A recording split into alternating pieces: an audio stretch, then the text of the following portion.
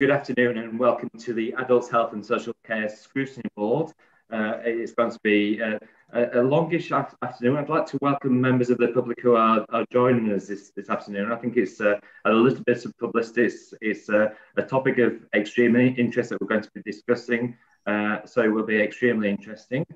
Just setting a few rules, I guess, from members' point of view. If you can raise your hand by clicking in participants, it brings a list of members up on the right-hand side, and then under that section, you can raise a hand and we'll be monitoring questions. We do have a very strict timeline in terms of schedule.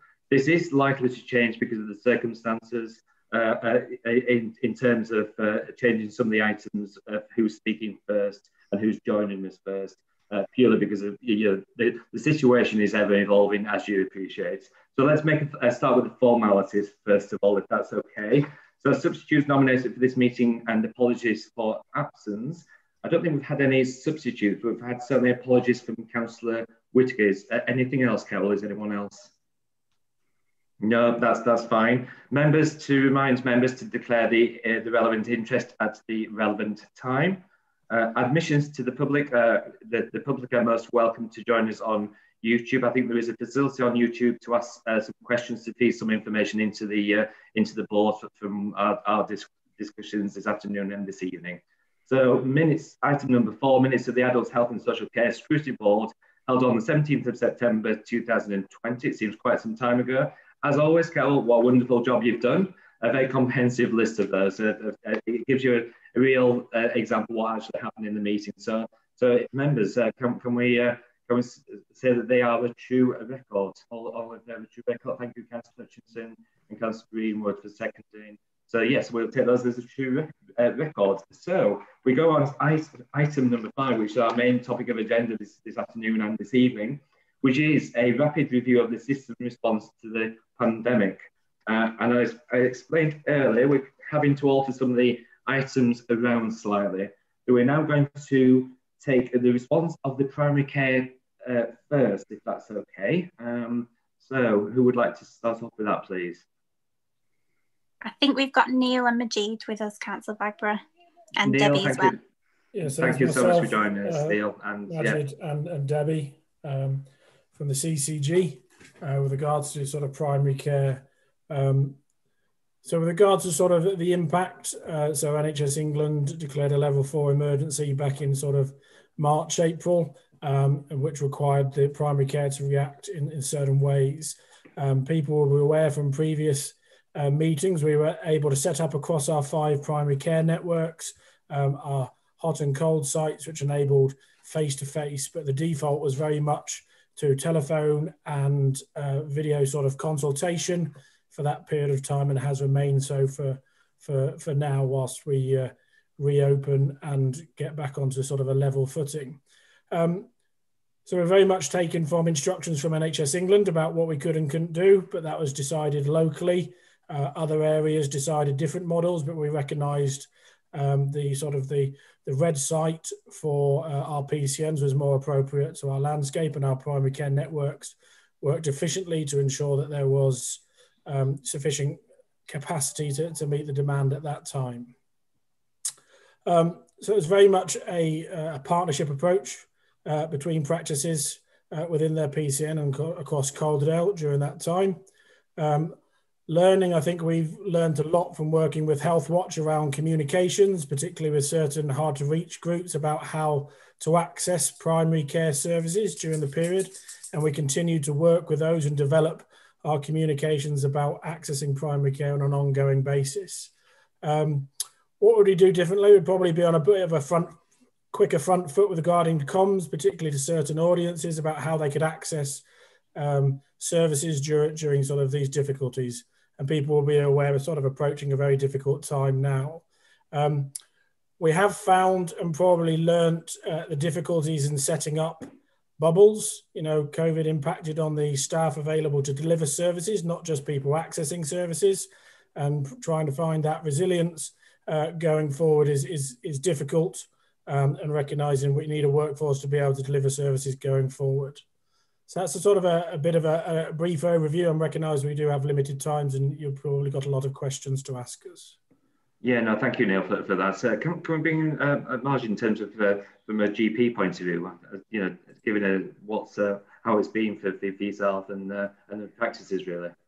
So really, as everyone knows, it's been kind of quite unprecedented. We have worked closely with the CCG. I mean, I'm the primary care clinical lead for Calderdale, so we've worked closely with the PCN clinical directors and also with primary care directly. We have followed our standard operating procedure as was given to us by NHS England. I suppose one thing I would like to say is, although we did close some of the doors, general practice was not closed, and actually there was no general practice in Calderdale that was closed at all throughout this period. I understand why lots of people have had concerns, because it's been about the perception of access into general practice and the face-to-face element of it versus the telephone consultations or online consultations. And actually we've had to learn as general practice to have this new way of working. Now we have seen a resurgence in the number of appointments and how many contacts we're making, albeit more so in a digital kind of footing and telephone footing rather than the face-to-face. The other big difference that's occurred pretty much across the board, although I can't speak for every practice, but we've very much switched in Calderdale to a on-the-day demand and meeting on the day demand, whereas previously it used to be, you might have to wait a week or two to see a doctor, and there was a lot of routine and we fit in on the day demand. Now, the majority of our work is dealt with on the day it's been requested, and the routines are actually only if they're requested or if there's some follow-up. Yeah, no, that's thing. Do you think there's been a big reliance on technology though? Because I think we're relying on the fact that the majority of people use technology, whereas actually in reality there's a large proportion that's still using the old-fashioned way, I guess. Neil, do you want to come in on that? Answer that one first, Madge. Is that okay? Yeah. I think what we're finding is that's probably not the sort of right question. So, majority of people access primary care via the telephone prior to COVID. Yeah. Not a lot of walkthrough, whilst there was interaction, whilst people were in surgeries. Majority of appointments and appointment requests were through the telephone, and that has continued and probably continued at a rate which isn't sort of as sustainable for primary care to sort of meet at the moment.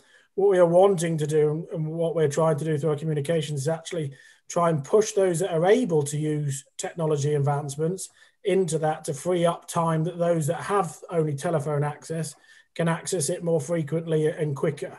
So we recognize there's a huge opportunity to actually push some of the digital technology, and we're seeing variation across practices and populations into that usage, but we are getting quite good feedback that when it is used, it is actually providing a more timely, quicker response. As Madge says, it's dealing with issues on the day.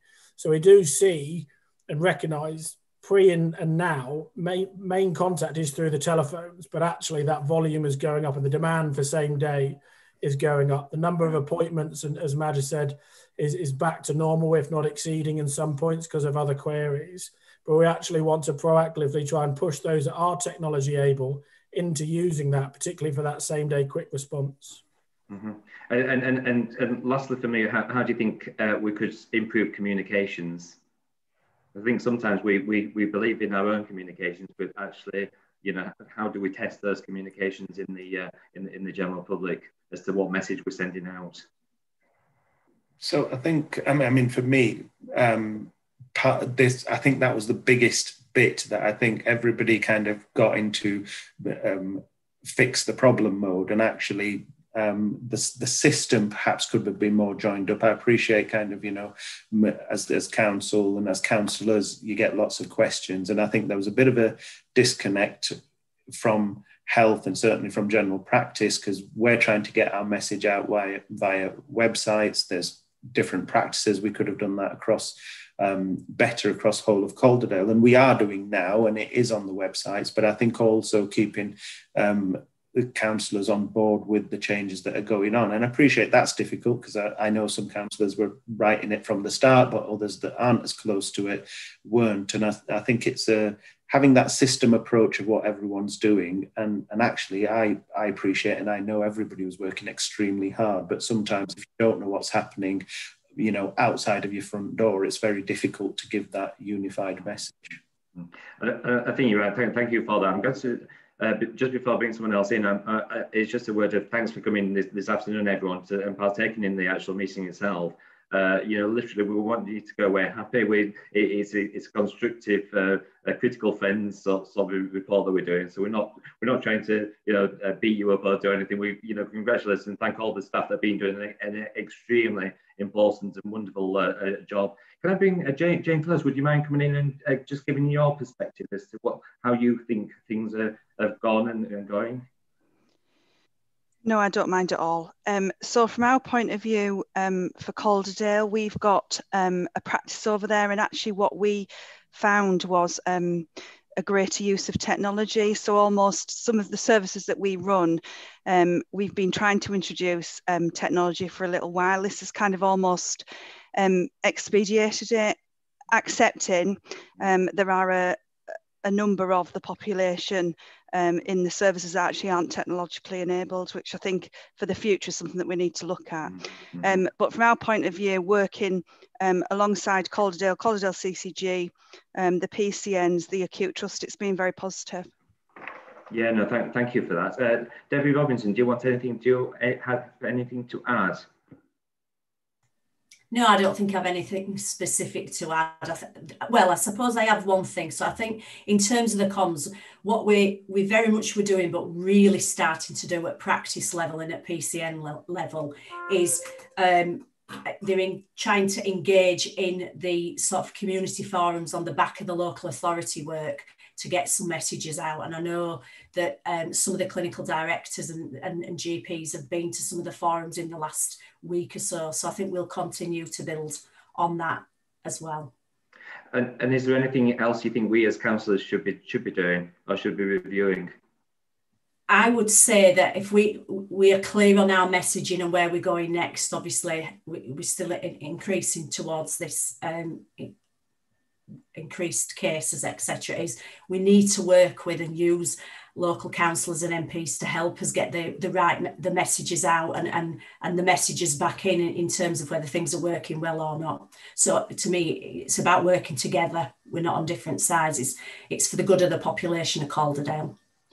Super, thank you for that. I've got a few members indicating to speak. I've got them in order, but forgive me if they're in the wrong order. So first of all, I had Councillor Barnes indicating to raise a question, please. Thank you, Chair. Thank you, everyone. Good afternoon. Good afternoon, good evening, and welcome, I think, is the famous line that we can quote on this one. For those of us, actually, I was going to say for those of us of a certain age, most of us of that age. There are two parts to this. The first is I've been approached by a number of residents concerning GP practices and behaviour during the crisis and what plans they have for the interim future. The concern is over physical access to GPs. You know, we've spoken, I think, to this committee before about physical access to GP should remain the default setting. And whilst, yes, digitalisation, and for individuals like myself who work in Leeds, having a telephone or video means I don't have to take a day off to see my doctor, and that's perfectly fine. But there are a large number of people who can't. And the feedback I'm getting from a number of residents is that the default setting is still telephone and video conferencing rather than actual physical access. The comments about that, some practices seem to have shut up shop, suspended online booking of appointments, limited the time that people can book appointments through. And I just wondered, first of all, what the CCG's view on this, but also there is a second point to that. So I approached a practice which will remain I won't give you the name, and this is the email I got back. This is something that all GP practices in Calderdale are acutely aware of, so much so that practices have asked for the CCG to issue communication on behalf of us to all to ensure a unified approach. In respect of what you advise your constituents, you would be best liaising with Calderdale CCG rather than individual practice to continue this unified approach. Is that correct?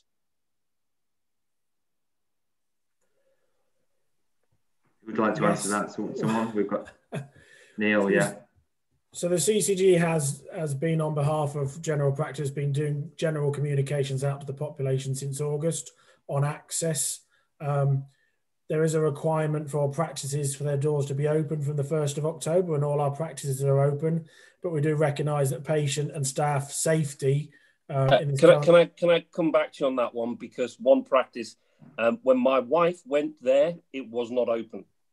The shutters were down, it was shut. And that was 3 weeks ago. That was after the 1st of October. So I have primary evidence of a practice not being open. So there isn't a directive that they have to be open exactly how they were pre-COVID, unfortunately, Councillor Barnes.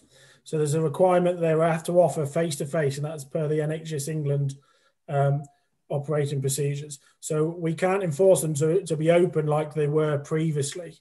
The requirement is for them to offer face-to-face, which we've had assurance from practices that they are. And we recognise that there is a balance between digital, online and telephone and face-to-face. And practices are encouraged to offer face-to-face where clinically appropriate. And that is what is in a lot of our sort of communications out so far. We recognise this at previous scrutinies. That's not going to keep everyone happy, unfortunately. But we do have safety and the practices of the safety of their staff and everything to think about during this time. Indeed. Yeah? Neil, can you provide the panel at some stage in the near future with the numbers of surgeries that are actually open and their contingency plans over the next 6 months as to how they're going to deal with the next 6 months in terms of opening for patients and helping patients? Perhaps you might be able to provide the panel, so in your convenience, clearly. Yeah, I was going to say I won't be able to do that today. So we've got assurance that all practices are open and have been from the 1st of October. We have set up a process for those that have not been able to open. And we've only had 2 requests, which we've considered, and they're for small branch surgeries. But the majority of ours are open. And unfortunately, the main contact is through phone, and increased face-to-faces are being offered. We don't have any control over saying how much should be. That's down to clinical decision and practices. We are working with practices to ensure there is consistency of communication around how to access services, because we have recognised there is variation across all different practices. And that is what we're working on at this moment in time. Part of that work is looking at sort of website access to ensure there's consistency, as there's variation amongst all practices and where there are, and we're looking to help them with that at the moment. So I wouldn't say that we are communicating on behalf of practices. We are working with them to ensure that we get consistent messages out to the population, recognising we probably have skills and the ability to help them with that, and recognising they're small individual practices that won't have expertise in that area. Thank you, Neil. Thank you, Neil. We may come back to you with additional questions, with the review anyway. If I can ask members to keep the questions as briefly as possible. So Councillor Hutchinson next I've got. Thank you, Chair. I'm particularly interested in interfaces, because interfaces between services is where patients fall through the cracks and problems arise. Healthwatch England produced a report on this week about the discharge to assess process. And I realised that spans both secondary care, primary care and community care. And their experience nationally in this report was not good, that there was plenty of discharging, but far too little assessing. And I just wanted to know what the local situation is. They found that 1 in 5 people who they interviewed had at least one unmet need, and 4 out of 5 of the people who should have been assessed after being discharged weren't. And I just wanted to know what the local experience was, because obviously that's been a very important strategy to try and keep hospital capacity available. They also found that there was problems with coronavirus testing, that a third of the people who were discharged didn't have the results of their coronavirus test at the time that they were discharged. And I know earlier on in the pandemic, there were problems with general practices not getting the results of coronavirus tests. They were cut out of the system. I was wanting to know how the flow of information about positive tests was coming to primary care now. I will be asking about discharge to assess from the secondary care side of things as well. Yeah. Neil, do you want to come back or somebody else? Madge may be able to help with the COVID positive communications, and Ian may be able to help as well. Sorry, Ian, I'll pull you in. We're aware of the national report, and I think locally we've probably been recognised for the work that we've done between social care, the hospital and community services for discharging. We haven't from day one been discharging people without a process for their assessments to be made, and where they have been discharged positively, we were able to utilise the retreat early doors to ensure that they were fit and well before being moved on to the preferred place of occupancy, and that was sort of run with CCG staff for the time being. So we probably feel that we're a bit of an outlier compared to the national report. We were very much worked as a system early days to ensure we were joined up and there was communication and we didn't have people falling through the cracks. With regards to the communication of the positive tests, Madge will have to answer that, but I think we're fairly positive. No one is discharged without knowing their test results, Colin. So that doesn't happen in our system, and that's something that the trust who undertake our testing, and it's probably a conversation we've just had about an hour ago, is sort of very key to how we work as a system, that we have those results before people are discharged from hospital. Can I just... no, sorry. No. Okay. Yeah, we need to move. We've got another 4 people. We do have a time limited. So jot those questions down, Councillor Hutchinson, and we can go back to them at that stage. So if we go into Councillor Greenwood, please. Yes, thank you, Chair, and good evening, everyone. I would like to say up front here that I'm Greetland and Stainland councillor, and our local GP services have been excellent during this time. It seemed very smooth running to us. Everything seems to have gone well, but I do believe behind the scenes there's been a lot of hard work. My question here is, I found the phone access absolutely excellent. You don't have to drive to the surgery. You can talk to them in your pajamas if you like. So, you know, I found that very, very easy. I've had no complaints from any residents either, but I just wonder if you found that, have there been any cases, serious cases, that have been reticent and held back because of COVID and feeling that they can't come to the surgery? Has there been any cases of that, have you found? Who would like to answer that? Neil, thank you. Debbie might be best placed to answer that one. I'm not overly aware of any, Councillor. I think Madge might be best. Thank you. Yeah, thank you. Would you like to answer? Yeah, I'd be happy to. So there's no, we don't have any numbers that we can count of those cases. Anecdotally, we have people who have not reticent about coming forward because, like you say, hopefully we can talk to people on the telephone, conduct telephone consultations, and then we invite people for face-to-face consultations. But of course, we don't know about that cohort of people who have chosen not to even make that phone call because they're afraid of leaving the home.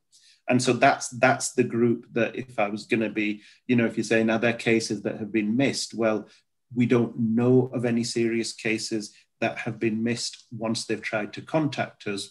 But of course, that doesn't mean to say that there haven't been any if they've decided not to communicate with healthcare. And I would just kind of say, and it might answer some of the previous questions, is that general practice is not closed, has not been closed. Yes, the front door might have been closed. And this is the bit that I've tried very hard with our communications, and I believe need everybody's help, is that, so for example, if somebody does just decide to walk to a general practice and try to walk in to reception to have a conversation, that probably won't be happening. However, if they were invited down because they've had a conversation to either collect a form, collect a bottle, or to come for a face-to-face appointment, then certainly there is a process that will allow that to happen, and every practice is doing that. And that is absolutely for the safety of the public, the patients, and of course the staff that are providing this service too. Excellent, thank you. Councillor Lee, if you can make your question brief, please. Thank you, Chair. Briefly, it's about access to GPs, and I have to say, I share Councillor Barnes's comments about feedback. My feedback has been very similar to his, and I share any frustration he might feel about the situation. I don't think the default is physical access, and I don't think it's happening the way the CCG believe it is happening. But my question is, amongst the most endangered members of society, that is the elderly, for example, and disadvantaged people, do the CCG know what percentage of that cohort have been available to use the technology? Because I suspect the number is very low. Thank you. Would you like to say that? Neil, sorry, yeah, go on. So no, Councillor, we don't have that level of information, I'm afraid, in our systems. We don't have great information from primary care on who accesses what. I would say, since we've been doing our communications about different areas of access, we have some great feedback from the Learning and Disabilities Forum, and particularly those with LD, about how they can access and have been accessing primary care. So we've had some really positive response about how that cohort have been accessing primary care during this pandemic and how they can continue going forward. But that's only through our involvement with that forum that we've had that feedback. We've got no real mechanism of being able to work out that percentage, I'm afraid. Okay, so there seems to be a common ground in relation to some of the questions that are being asked in relation to the GPs being open. So I think it's something we need to put on something as an action point as to what we need to do. Councillor Megan Swift, if that's okay, please. If you take your mic off. You take your mic off, please. Thank you. Sorry, I had difficulty getting in, so apologies for being... No problems at all. A quick question. Very quickly, yes. I mean, it's the biggest questions I am getting is GP practices, both in South Sarum and Siddle and social media. I mean, quite a number of things have been sent on, quite often to Stephen, who's chair of the Wellbeing Board. But the situation has got so bad in Siddle, and it was bad, I have to tell you, before here, that the MP is now looking at what they can be doing. People don't understand that the surgery is open, but they can't go in. I had something back from Stephen which said, South Sarum surgery is open, Megan, no problem. So I said, could I put it on social media? And he said, oh no, they can't go to surgery. And I'm sorry, that's not open as far as the average person. Sure, I think, thank you, Megan. And as I say, it has been raised, and I think we need to ask the team to come up with what is the action plan for the next 6 months in relation, which is a question we raised earlier as an action point from this actual discussion, and what assurances and what other communications are going to be formed to the general members of the public. Neil, would you like to come back on that? Yeah. So I think we're on with this, and we recognise this as a priority with our practices. One thing that would help with consistency is these are individual practices and companies in their own right that have their own complaints process. Yeah. So we get a lot of your feedback through these various forums which we raise, but actually the noise to actual practices is quite low. So quite a lot of practices aren't hearing this directly from their patients. So I would encourage people to be able to sort of approach them with their practices. Now, I understand that can obviously come with some concerns, but there are sort of processes for complaints which are the practice, and then NHS England, not the sort of CCG. So we're working hard to address that, but I would encourage people to sort of work with practices as the sort of the service delivery model. Yeah, I understand that. The types of people that we are dealing with are quite vulnerable people often, and they feel quite afraid of actually complaining, because actually they're afraid of being struck off, for instance, and I think it's a concern that we need to be assured of, moving forward, really. Debbie, do you want to come in on that?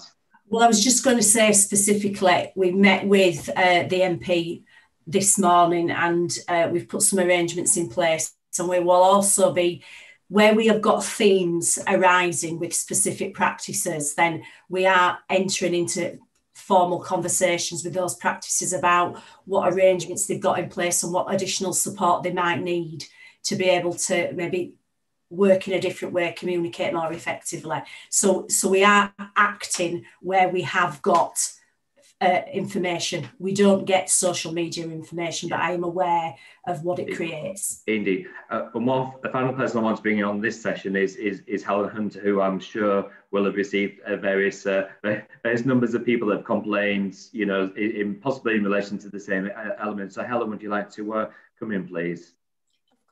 So there's a lot that we've already talked about that I would mention, so I won't comment on that again. One of the things that I was really mindful, I think it was Councillor Barnes that asked a question about online booking of appointments, and CCG colleagues might correct me, but my understanding is that was switched off nationally rather than locally. So it's not just our local GP surgeries where you can't book an appointment online, that's on a national level, and I think part of that was to do with the risk of somebody coming into the practice with COVID because they'd booked an appointment online and hadn't spoken to anybody. So I don't think that it's in the pipeline in the near future for that to be switched back on, although I think it's something that patients really value being able to use. So I think that that's something that's interesting for us to think about in terms of how people are accessing their services, especially when we're encouraging them to go online and kind of use more digital services. So that's one thing. The second thing that I wanted to mention, and no one will be surprised, is that the agenda item is for primary care, and obviously what we've talked about is GP surgeries. The biggest concern that Healthwatch is hearing about at the moment is access to dental care, and that's obviously a massive issue at the moment in terms of the general public as well. So I just wanted to kind of reiterate that although there are some challenges clearly around, but for people around feeling like they have the appropriate access to general practice, there's also some real issues around getting dental care, even if you feel like your need is quite urgent. Yeah, no, thank you, Helen. Your input is always very valuable. I'm not bringing anyone else in at this time because we're already over time. But it would be really interesting to have your feedback on all these different issues that we are discussing this evening. And I'm always welcome you on board. You know that as a critical friend. That's the whole thing. So members, there is a common theme. I think we're going to be picking out quite a few things in our discussion tomorrow in relation to potential what else can be possibly looked into on that. So I think we've had a good airing on that particular element. If everyone is in agreement to move on, yeah. Right, let's go. The next item is the response to the acute hospital system. So either Anna Basford, welcome to the meeting. Would you like to start off? Hello, yes, I'm happy to do that. For those who don't know me, my name's Anna Basford. I'm Director of Transformation and Partnerships at CHFT. The information that was shared ahead of the meeting was sent by my colleague, Helen Barker, who's the Chief Operating Officer. And I know Helen had hoped to be here. I think she's been delayed, so I'm very happy to do that. If you have questions, Helen has a greater depth of operational knowledge than I do. I will make a note of all of your questions, and if I can't answer them, commit to come back to you outside of the meeting. So in terms of the information that was provided ahead of this, we were asked to talk about what impacts we experienced during the first wave of the pandemic and what our response was. And I think that will be quite familiar to people that we had to make significant changes in access to hospital-based services, which included cancellation of non-urgent appointments. It included us making changes around where our staff were deployed within the hospital to respond to the increased demand from COVID, and also about expanding our capacity around critical care. We're very mindful during that period about the impact on patient experience, and equally really mindful about the impact on our own colleagues and the support they needed around issues such as use of personal protective equipment, around redeployment into new areas of the hospital to work in, and around supporting them in the enhanced use of digital technology, which really has accelerated during the pandemic in the way that we were able to offer some form of access to services during that first wave. We've had a significant amount of learning through the pandemic around skills within our workforce and their effective deployment, particular learning about that we need to enhance our ability to understand how we ensure we understand the health inequality impacts across our population and the impact COVID has had on certain populations and how we respond to that, and key learning around communications. There are some things from the first wave that we know we would want to continue doing going forward, some strengthened partnership working and collaboration on pathways in and out of hospital. And there has been some operational learning that we had about the way that we supported our colleagues in the trust. We did in the first wave make a decision, for example, to cancel annual leave. That is something that we would do differently going forward. We're very aware of the fatigue experienced by the workforce and keeping them safe as well in the delivery of our patient services. So I'll stop there because I know you want to move to the questions. And as I say, Helen's now joined us and we'll be able to very ably answer your questions. Helen, welcome. I'm sorry you had trouble getting in. I know it's IT is a bit of a nightmare for everyone, isn't it, sometimes? No problem. Apparently it works fine on quiz night on a Saturday night, but I just couldn't quite get in this evening. I thought I was taking it personal. Do you have anything to add to give us a bit of an update in relation to how you would do things differently, I guess, in some ways? And what have we learned from the last 6 months, and what can we move forward to the next 6 months, really? Okay. Sorry, I'm not quite sure what Anna's said, so I don't want to overly repeat anything. But from a learning perspective, I think it was around, we really focused on the one culture of care. So we were very focused on looking after our staff, as well as we were looking after our patients, and that's something that we're very proud of what we did. And our principles for our stabilisation and reset have been around making sure that we keep our staff and patients safe. And in particular, if we focus on the well-being of the staff, then we get better patient care on the back of that. I think we didn't focus enough on health inequalities on first time round in decision making, and we've done a lot of work on that as we're going forward now. I think we recognise we've probably in some areas over specialised, and actually when you're dealing with the pandemic you need a lot of general skills, and so we trained a lot of people in those general skills, and we've continued with that, and that's really important because we've gone back into a really aggressive second phase now. And we're pushing up to numbers that we saw at the peak of wave 1 now, which is particularly challenging. I think just some basic stuff in terms of making sure we know where all of our equipment is. That caught us by surprise, so we've put a tracking system in for that. And the thing that I think we're probably most proud of, and we continued with, is we've made sure that the communications we have with our colleagues are personal. Very easy just to put hard operational messages, and we really tried to get the balance of what did people need to know, but what did people want to share about what they were doing, the good, the bad and the ugly in that, and lots of shout outs, etc. And that, I think people felt connected with the communication in a way that probably they hadn't done before, and we've continued that as we go forward. I heard Anna say things around, we're not going to cancel annual leave this time round. I think we've continued with conversations with social care and with primary care, and with voluntary sector, and I think we had a lot of catching up to do that quickly in wave 1.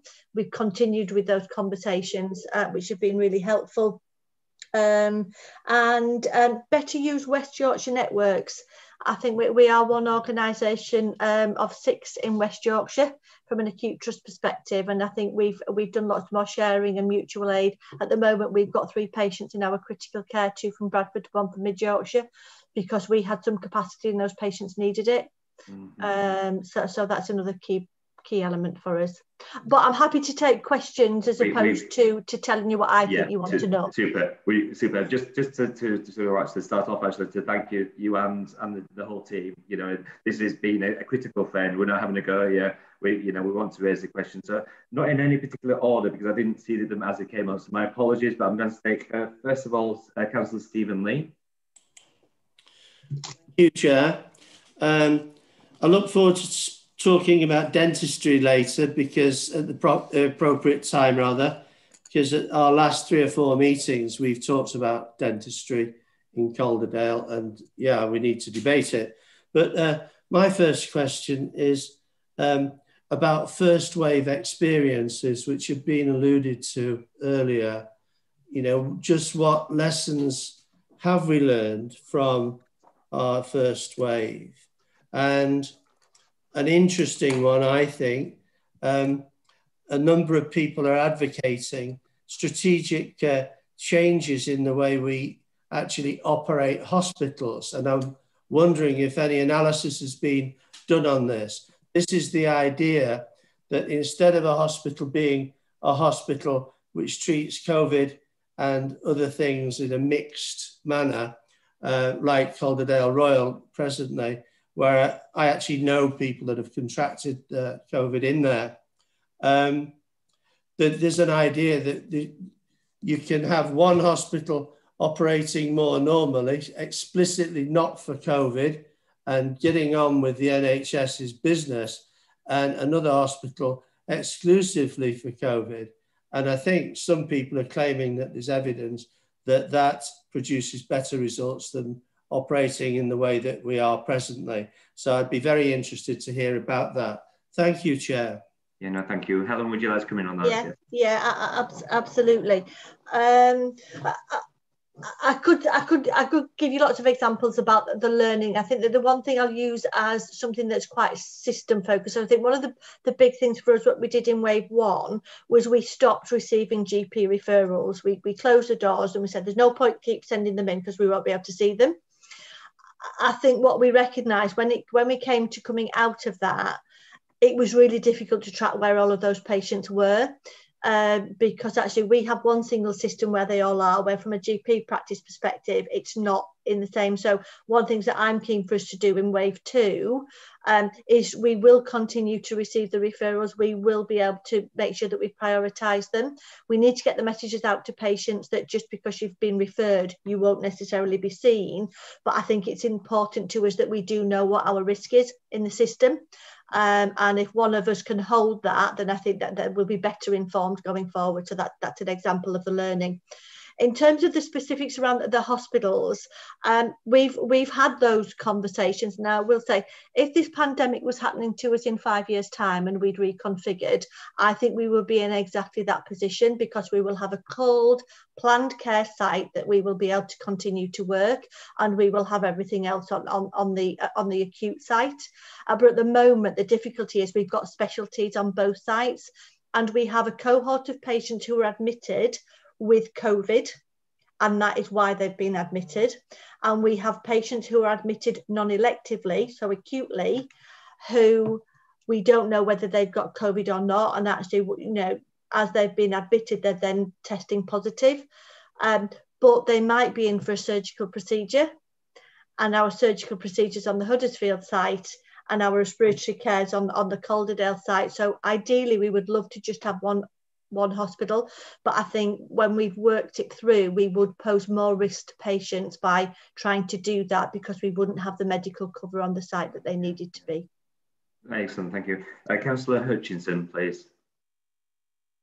Thank you, Chair. At the end of July, Simon Stevens sent out his plan for resetting the NHS to restart a lot of the work that had been put on hold at the peak of the pandemic. And it included targets and penalties for not meeting those targets. And those targets were quite stretching. Are those targets still appropriate? How are we doing for achieving it?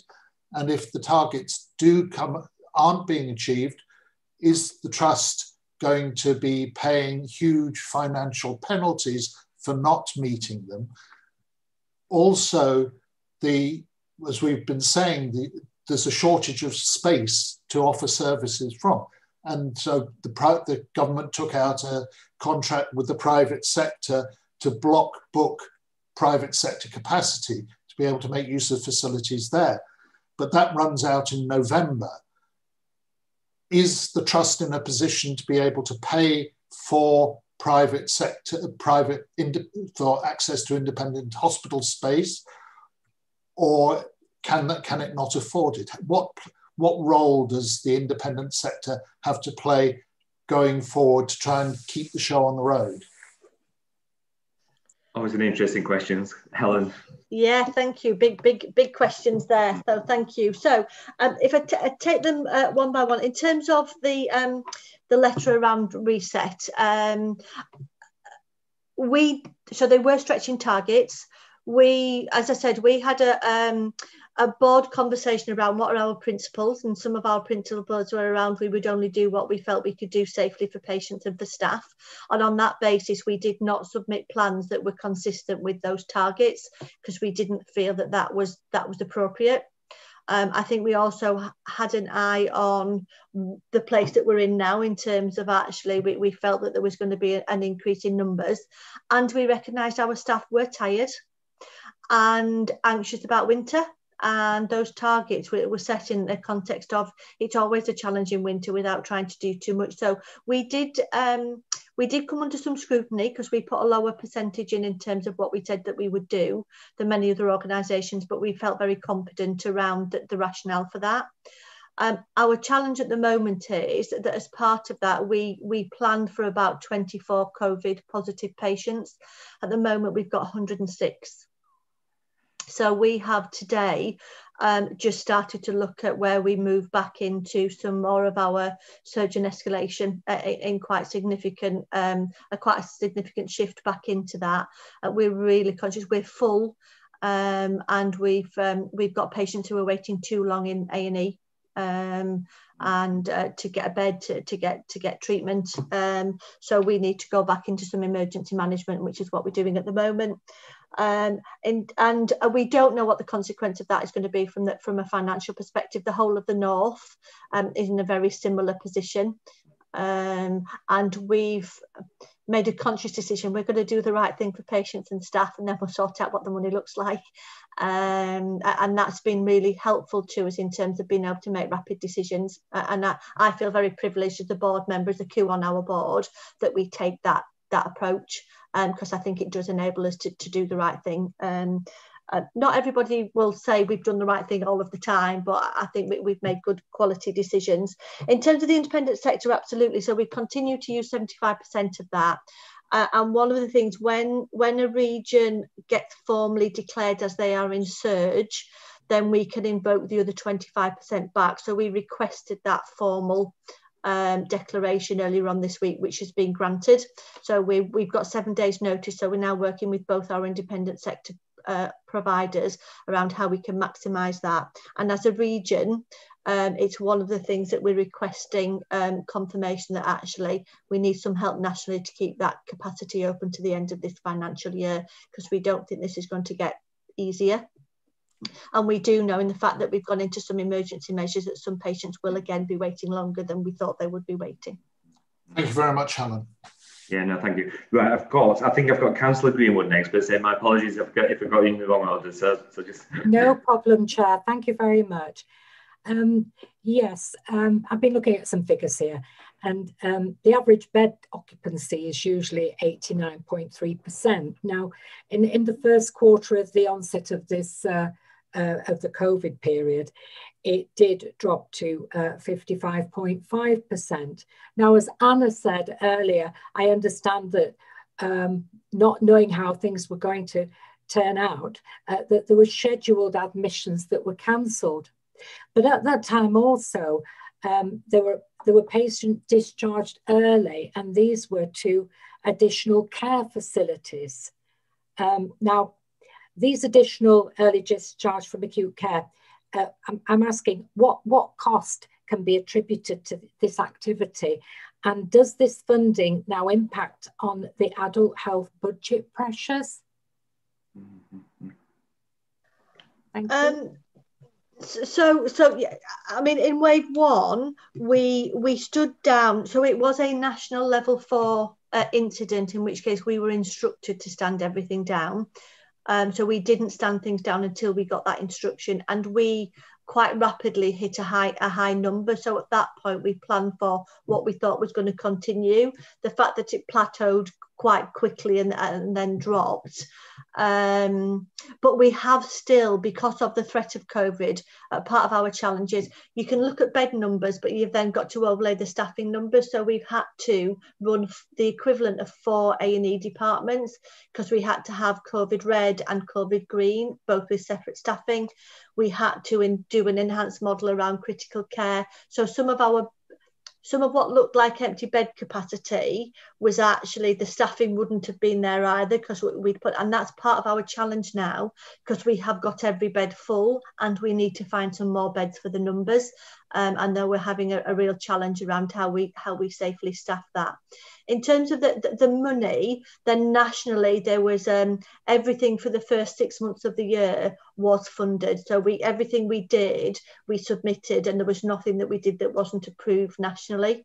So actually we've been in that financial envelope for the first 6 months. We've submitted a separate one for the second 6 months, but obviously that was based on our phase 3 plan. And going back to Councillor Hutchinson's question, then we need to understand from the north what that means in terms of what we're going to have to spend it on as opposed to what we plan to spend it on.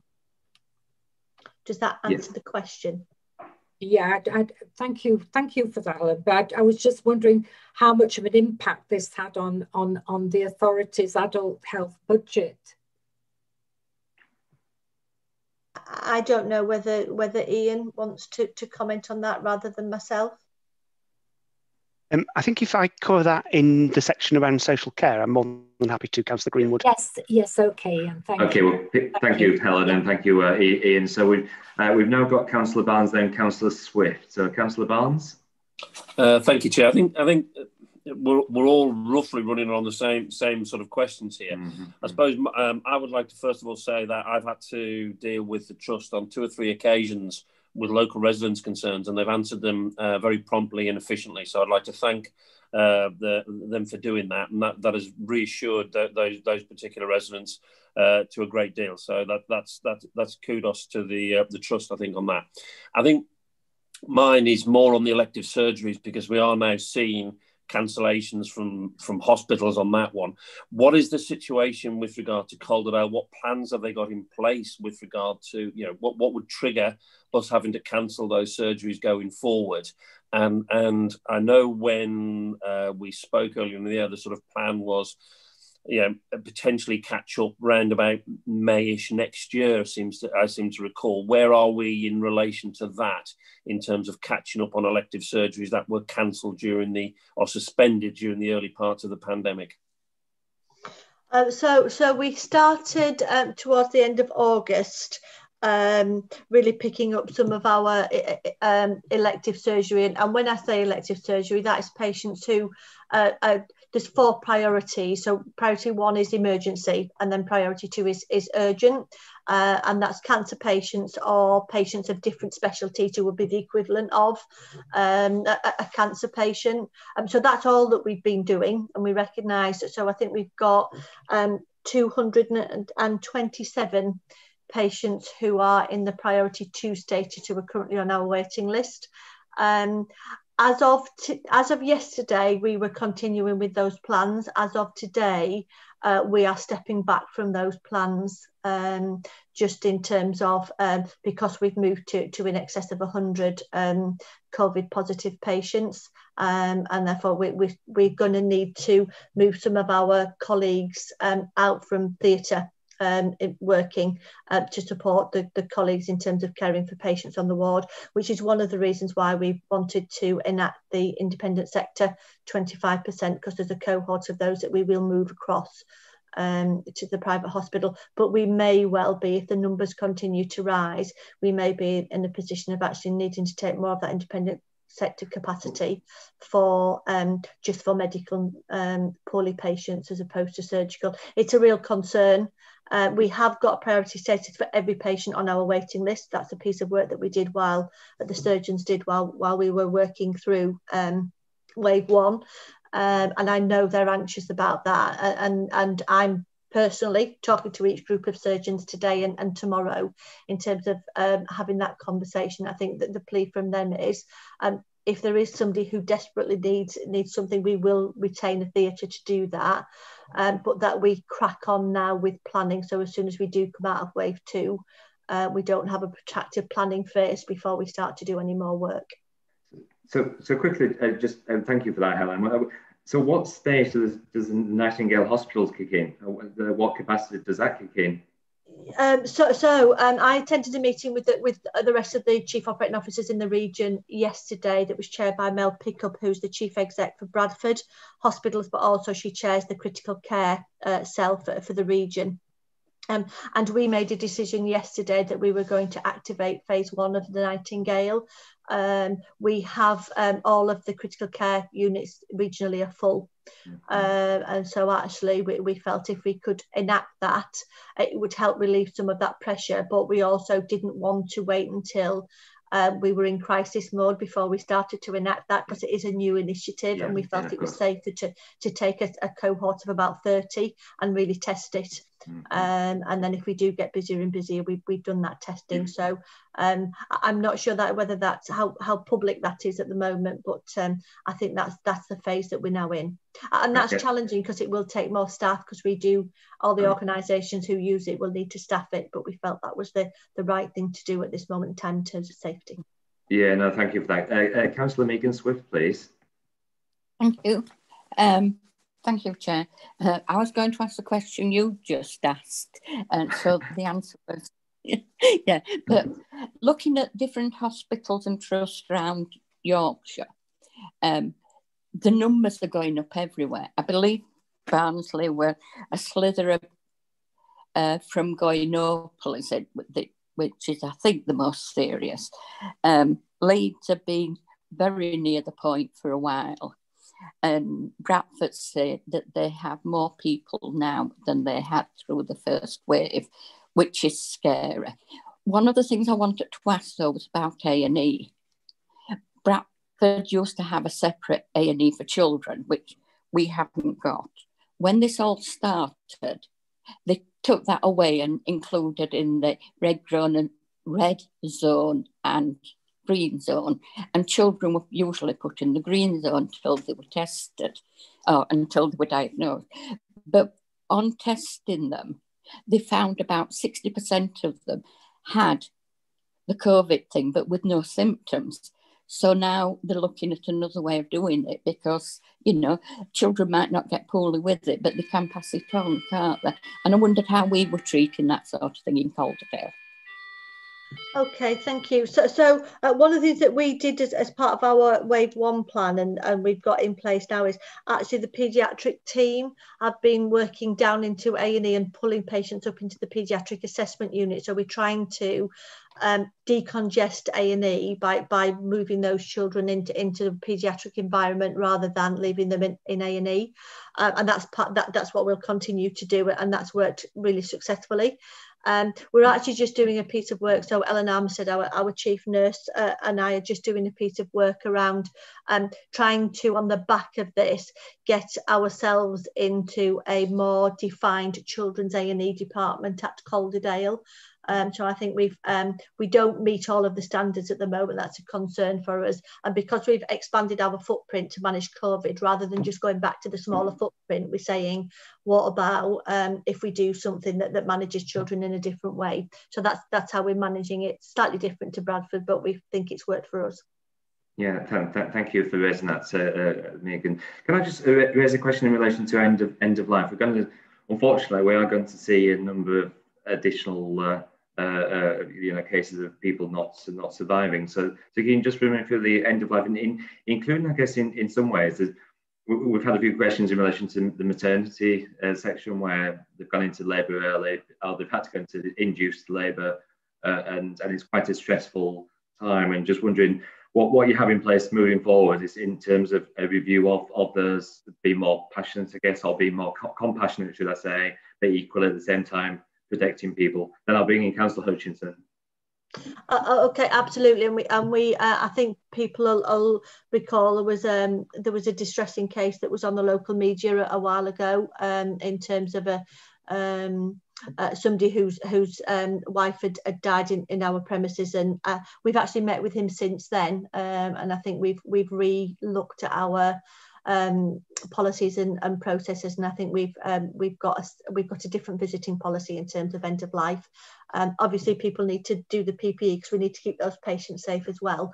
But we have reflected on that, and we've also reflected on some of that individual's comments and to our workforce, just to reiterate around it's important that our staff socially distance and wear PPE and do all the right things.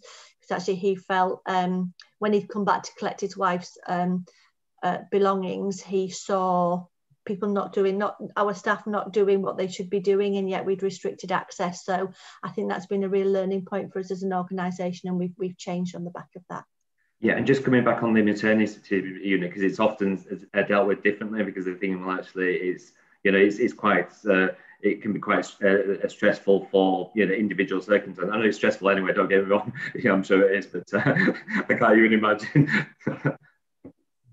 Absolutely. So there are some slightly different visiting arrangements. I don't want to say the wrong thing by telling you what they are, but I do know that we've particularly end of life and maternity, we've done something a little bit more specific. And the other thing that we set up at the beginning is we do have a relatives line, and we do have a visitor line, so we do have an opportunity for a virtual visiting. So a member of staff, and actually they can take the iPad to the patient and they can facilitate that. And we also have a line where actually instead of relatives ringing the ward and the ward being busy and not being able to give the right answer, there's actually a relationship built, I suppose, with the relative line. They get the information, they can answer the questions, they can spend time with the relative to do that, and that's evaluated really well from relatives who've been using it. So we're going to keep those two in.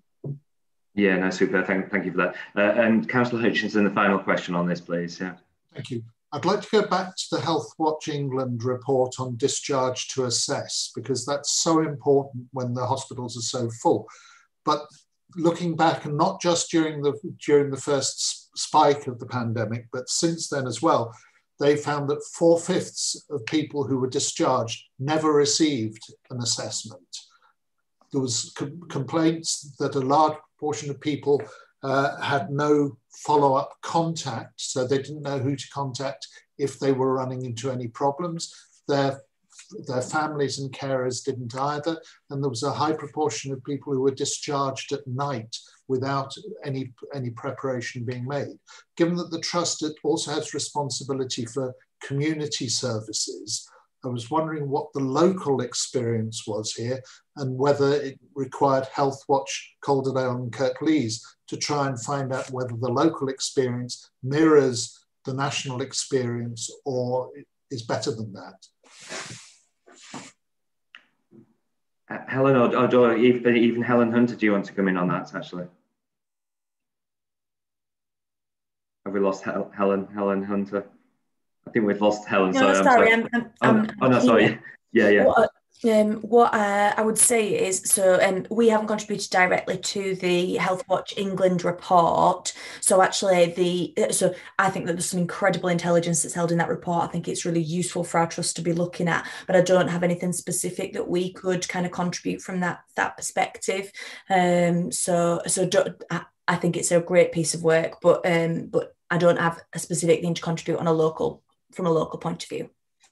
Yeah, I'm just wondering, Helen, whether I think we always welcome your contributions, and whether you'd like to be a part of our team is a bit short notice tomorrow, but to actually input on some of what your thoughts are about this report moving forward and recommendations. I'm putting you on the spot. I'm sorry, my apologies. Yes, you are putting me on the spot. I'm really however I can be helpful, I'm really happy to be. I'm sure you will, as a critical friend. So thank you for that. I think that's it from Councillor Hutchinson. We'll come back on that. So if members are okay to continue, we'll take a break. If we take Ian Baines' section, if everyone's okay with that, if you just wave your hands if you're okay, you don't need a break.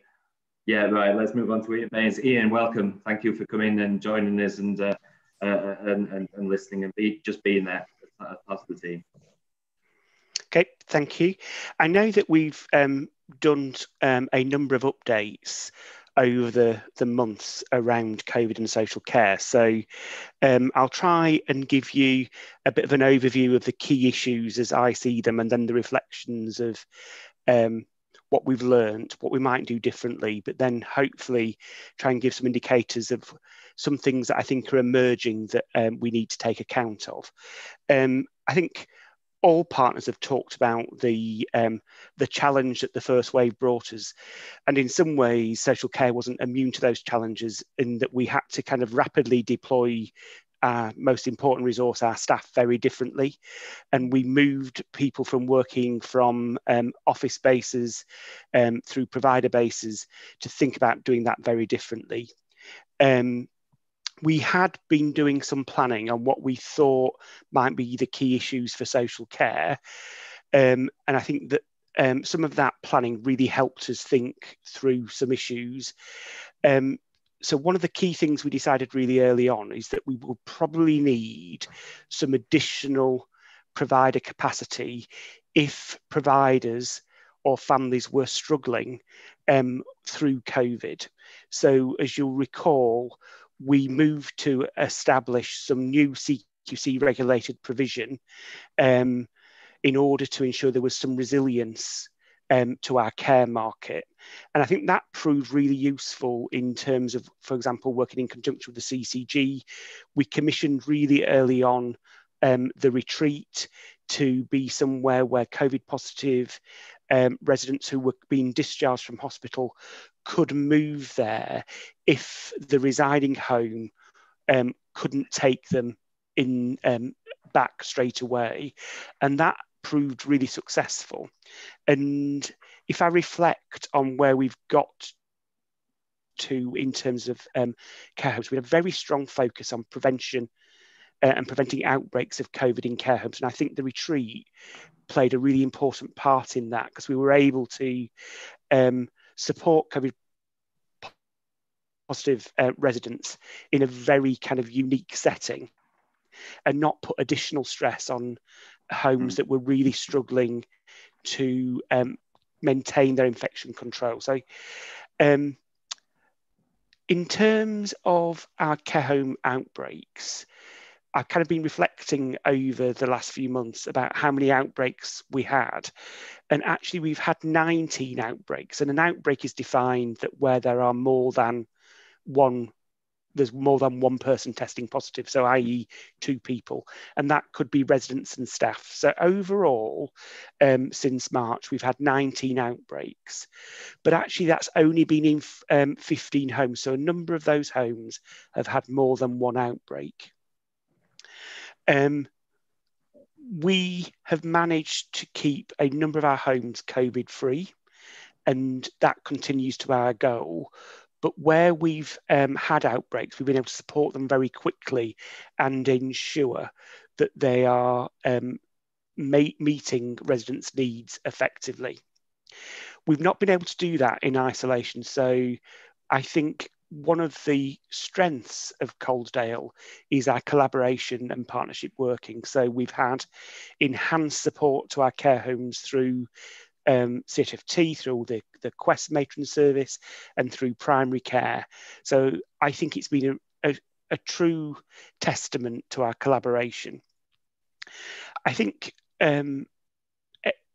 what I do need to kind of acknowledge is that there have been a number of deaths in our care homes. And to date, there have been 35 deaths in care homes where COVID has been on the death certificate. That number does increase to 56 when you take into account people who reside in care homes, but their place of death was the hospital.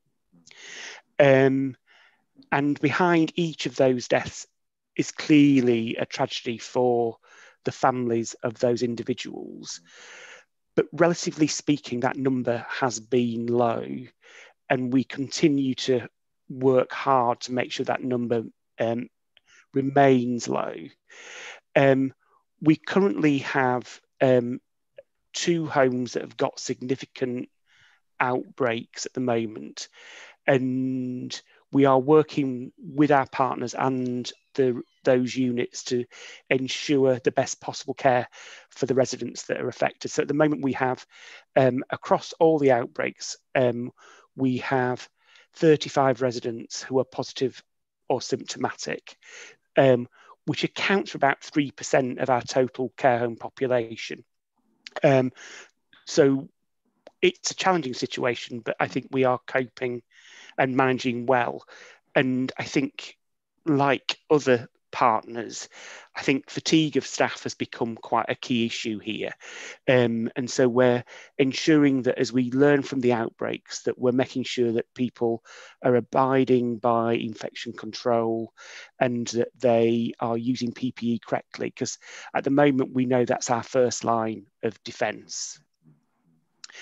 In terms of other things that social care had to turn its hand to is we were given a role to play in the cohort of people who were extremely medically vulnerable, who were formally shielding up until the end of July. And one of the things we had to do is set up a mechanism and a process for working through those shielding patients, of which there were over 9,000 in Calderdale. Social Care also developed a social care hub to deal with people who traditionally hadn't come to social care before, but because of COVID were experiencing a level of vulnerability.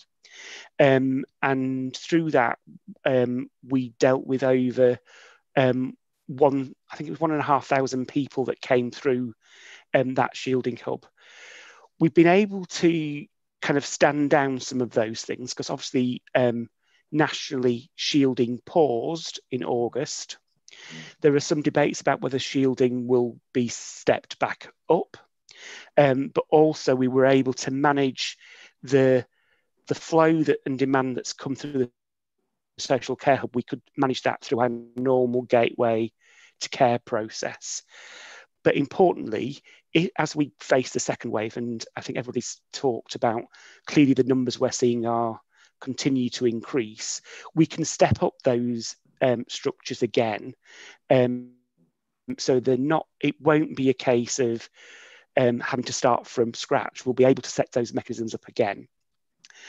I think one of the things that I think we have learned from COVID is that it's really important to engage with our providers rather than simply constantly giving them new guidance and new advice. There's a plethora of advice, and sometimes it's so easy to simply forward that communication without interpreting it for them, but more importantly, engaging them with the solution. So for example, I now have every 3 weeks or so, I have a conversation with all our registered managers across social care to work through some of the problems that they're facing and work through those issues. I know that one of the things that I think has been difficult for care homes residents and their families is the whole issue of care home visiting. And we are trying to actively work with our providers to work through some solutions. And for those of you that will have heard me talk at Health and Wellbeing Board, there is no risk-free way of kind of having care home visiting when we've got high levels of community prevalence. But I do think we can work together to work through how we might create some conditions that allow that contact to be important. I think the emotional well-being effect of being able to meet your loved ones needs to be balanced against the risk of bringing COVID into the home. I don't think it's a challenge that we can't meet. I think it's about how we have those conversations.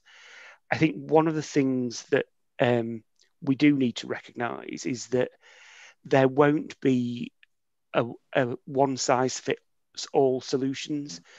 If I think about the range of care homes that we've got, we have a number of care home providers that some are very purpose-built, modern facilities that have got clear entrance and exit points, where we've got some older Victorian properties that have been converted that actually don't have a lot of space where they can have visiting areas that mean that the footfall in the main body of the home is reduced.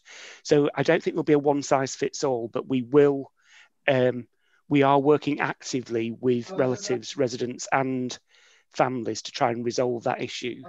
But I would imagine that I think Robin doesn't know that he's not on mute.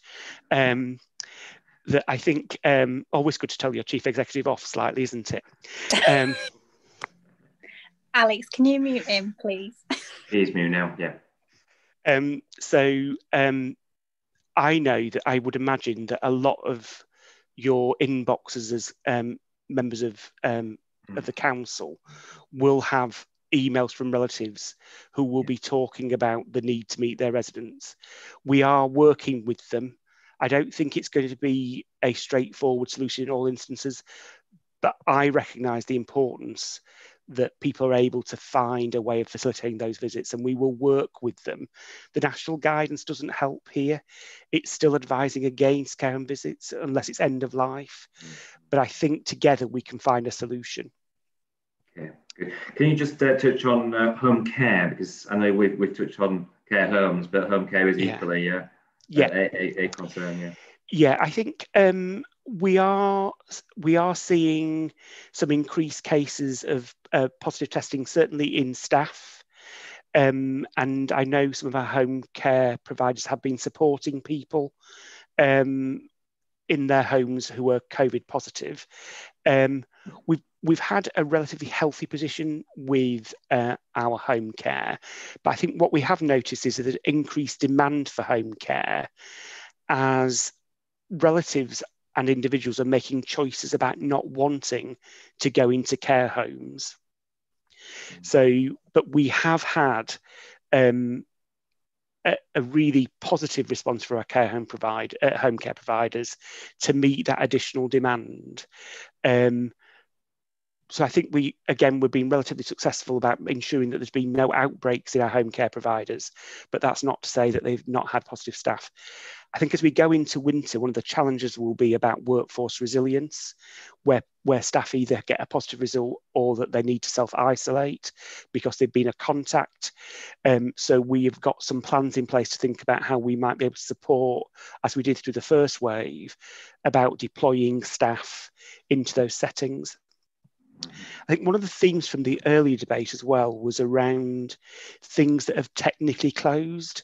And again, this may be an issue that might be being brought to the attention of members, that day provision had to alter the way in that it worked.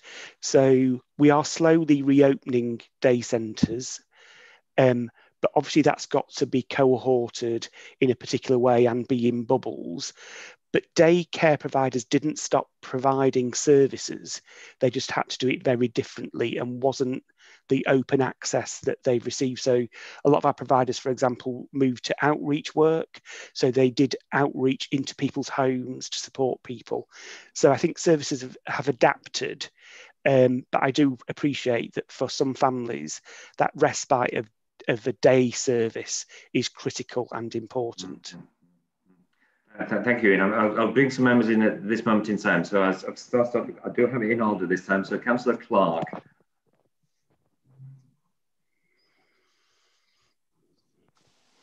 Thank you, Chair.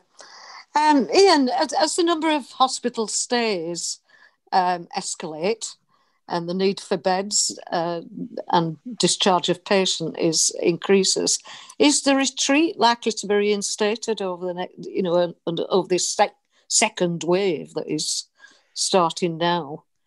Yeah, very good question. Yes, it will be, but in fact, yes, it is, and it is now.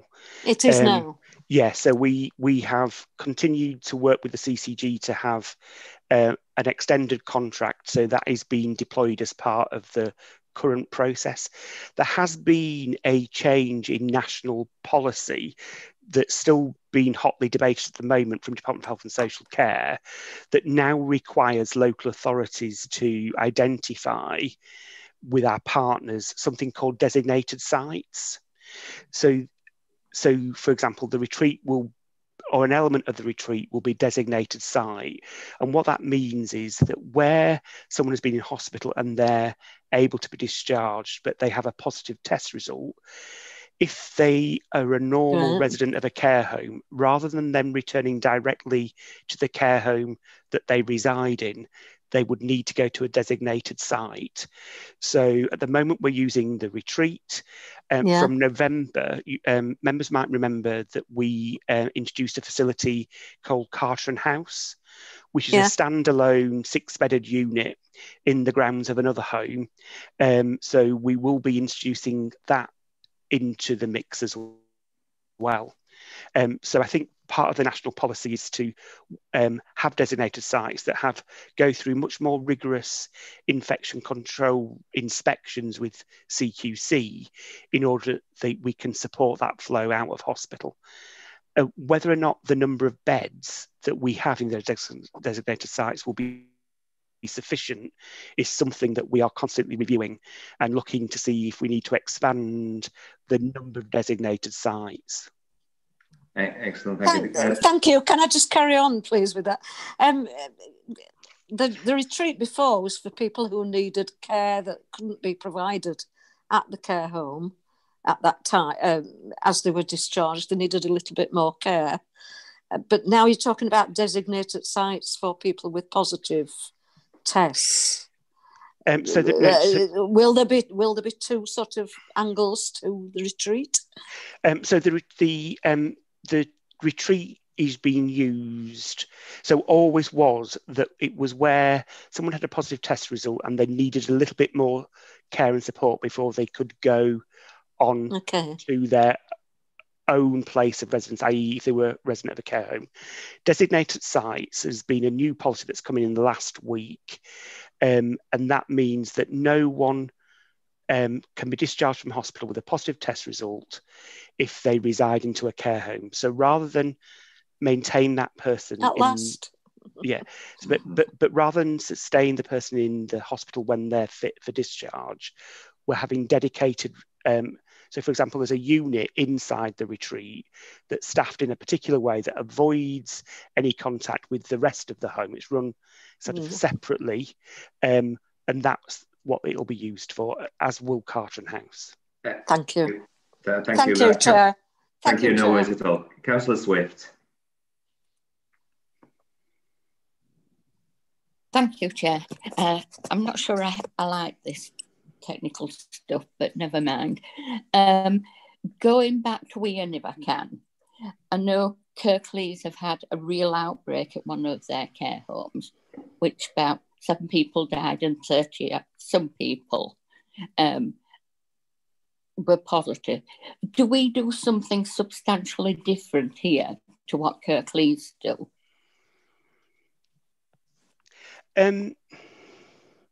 I think across both systems we will have the same things in place. So one of the things we had to develop was a care home resilience plan that had to be submitted and published publicly, and I know that Kirklees has done that. They will have gone through the same infection control procedures and in terms of preparation for PPE. I don't think we're doing anything that's dramatically different. Some of this is about whether or not we're able to keep a complete focus on infection control training and ensuring that if where possible to avoid COVID getting to a care home. The reality is that because of the level of community prevalence, it's going to be very hard for any authority to not have outbreaks. I'm keeping everything crossed, to be honest, because I think some of this has been good luck on our part. I'd like to say it's all reliant on extremely good management, but I also know that Kirklees is working really hard. I think the reality is that once COVID takes hold in the care home, it can have dramatic consequences. Our focus on preventing that, I know Kirklees share, I think we've just been more fortunate on the number of outbreaks, and we've not had quite the significant outbreaks that they have. But we can't rest on our laurels. We need to make sure that we double down our efforts to keep that going. Thank you, Ian. This session is going to go to 5:40. So if I can keep your questions brief, Councillor Greenwood, please. Thank you, Chair. And thank you, Ian, because you did answer one of my questions, actually, and this was about how we're going to cope with the impact on the workforce, both in care homes and domestic carers. But as you've said, you've addressed that in so much that we can be confident that any shortage of carers, we'll be able to cope with that through another wave and through winter. I also note that there are some it's quite a bit of occupancy in care homes anyway. I'm not saying that helps the COVID situation, but it does in other ways, people being discharged with a negative test. So there are places for them to go. Just a simple question here. Is it something that could boost our statistics in where do we have a higher number of elderly people in Calderdale? Like, for example, I know that we do in Greetland and Stainland Ward. If we do, unfortunately, it's the elderly people that often succumb to COVID and lose their life through it. But is this why our statistics look higher than others? I mean, we do have a slightly older population, and I think that's accurate. I think if I just come back to the workforce issue, because whilst it's just fresh in my mind, we have got plans to be able to support our providers if there is some workforce resilience issues. In order to enact that, it will mean that some other things will need to not happen. So one of the things we felt the benefit of in the first wave was that we had a number of services that weren't operating across the council in the way that they would normally. So we were able to seek volunteers and to train those volunteers to do direct care work. As some of those services have started to come back into online, the ability to pull those staff off again would mean that some of those services may need to cease. So whilst we've got plans, actually the mechanism to trigger moving those staff will be about closing some other things down in order that support can happen. So I just wanted to kind of, I'm confident we've got plans that will work. What we might need to do is, in deploying them, some things may need to cease in order that we can create resilience in the workforce. The other element I think that I don't think I've mentioned is that we're also investing in ensuring that some of the national tools around staff well-being are understood by people, because actually people are dealing with some really difficult, challenging circumstances. So I just wanted to kind of just clarify that. And Councillor Greenwood, I've now forgotten the question I was going to answer, so apologies. Councillor Greenwood, would you like to... that one, I was addressing the fact that maybe our statistics look high in Calderdale, but as in the ward that I represent, is it possible that we've got a far larger elderly population? I know we've still got to tackle the problem, but the thing is it can reflect that we have a lot more COVID cases than other places, but it's something that is that does affect older people. Yeah, I mean, I think what we are seeing is, and apologies, I don't have the current stats to hand, and Debs may be able to correct me if I'm wrong, but we are starting to see an increase, a worrying increase in the number of positive tests in the over 65s. And that clearly is an area where we start to see people who, through default of age and other vulnerabilities, may find it more difficult to deal with being symptomatic. And recovering from that. So we are starting to see the number of people in the over 65 category testing positive is increasing, but we are still seeing increases in other age cohorts as well. So what we can't do is simply rely on thinking that, oh, the highest age group is the under 24s. Actually, what we need to do is that constant message we've had, which is about, you know, the social distancing, face coverings, and good hygiene, because unfortunately people don't live in isolation, and age cohorts will come together. So, and I think what we are starting to see is that increase in the over 65s testing positive, which is of a concern. Can I just say there, please, Chair, is it possibly sometimes that the younger people may be in the bubble with granny or grandpa that live alone? Yeah. Yeah, no, absolutely. No, that is possible. That is possible. Absolutely. No, thank you, Councillor Greenwood, for those comments. Councillor Hutchinson, please. Chair, where are we with regular testing of care home and domiciliary staff and residents and patients? Are we aiming for a particular frequency of testing?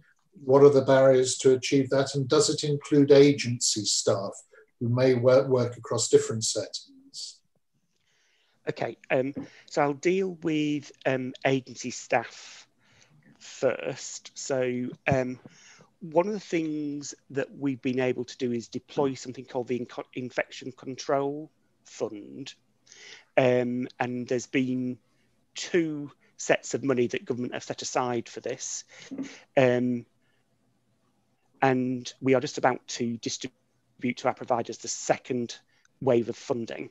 And part of that is to reduce the reliance on agency staff, because there was some concern around the fact that agency staff were working across settings. And that has been a feature in our story. And what we've been doing is ensuring that the use of agency is kept to a minimum, but sometimes because of staffing levels and safety, you might need to use agency. We've ensured that they are part of the infection control training that all staff have, and yes, they are eligible to testing.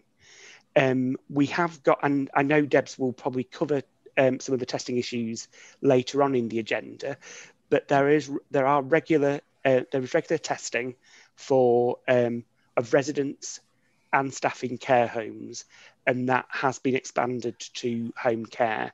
And we are now able to move into the phase of including supported living settings and extra care settings. So in the process of mapping that out.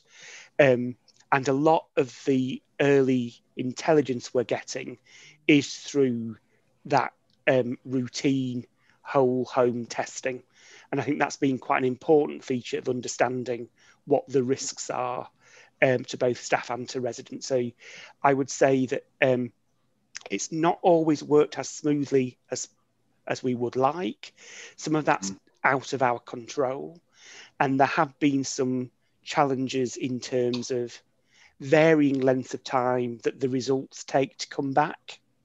So I wouldn't like to leave you with the impression that it's all working exactly as we would like, but we are getting there, and it is proving an effective tool to understand the level of risk in our care settings.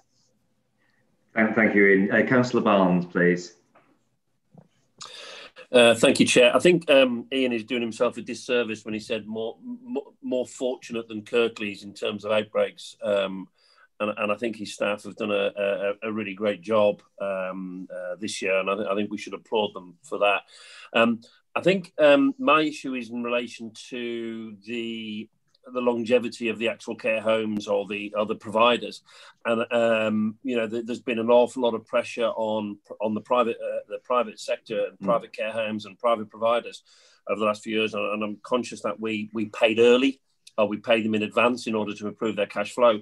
What is the position with regard to the financial health of those organisations that feed into Calderwood, whether it's the care homes, whether it's those providing care in the home? Are we monitoring that, and what what contingency plans do we have in case of the unfortunate of one failing? Okay. So I think it's important to remind ourselves, and I probably did skip over this in the introduction, is that we did proactively work very differently to financially support the sector. And that's been through paying in advance, paying, for example, on planned hours rather than delivered hours. We at the beginning of the pandemic, we'd already set what's called an annual fee uplift. So that was delivered. But on top of that, we gave both the sector additional payments on top of that in order to recognise that, that there was some financial hardship. I believe that we will see, particularly in our care home settings, some providers will fail. And I already know that we had a planned closure of a facility in September. That facility was struggling before COVID, and COVID probably didn't assist with that. We are seeing fewer people feeling, pardon the use of positive, but positive about going into care home settings. So I think we've put some additional resources and funding in to get us through both the first wave and the second wave. And you'll have heard me say before, so I'll try not to get onto my soapbox about it, but I feel I've got the floor, so I will. All the additional short-term monies have been really helpful to deliver short-term resilience. We do need a national settlement on the long-term funding of adult social care that will go beyond March 21. Because without that, we will see more providers fail. And that's not just a Calderdale problem, that's a national problem. I think we will see a different shape and size of the care home market because there were already vacancies. It's not necessarily the place that people want their loved ones to go. People wanting to stay at home for much longer. I think our care home market our home care market is very vibrant, and we've got some new providers coming into the borough through a new piece of commissioning work that we've done. But I do worry that we need to work with our care home and nursing home sector to understand that the shape and size it needs to be, but I don't think I'm not confident that we won't have more providers close. Ian, I'm going to stop you there because we're going to put that on part of the action plans in terms of care homes and long-term sustainability, if that's okay, because we've got 3 more questions, then we need to bring in Robin, and then we're going to take a break. So Councillor Metcalfe is next, please. Thank you, Chair. Thank you for allowing me to speak. Just briefly, I welcome what Ian had to say on this difficult area of care home visiting earlier. I just want to ask one specific question on that, and that's the role of carers. It is said that carers, because of obviously their close bond with the particular care home resident, are not just a visitor.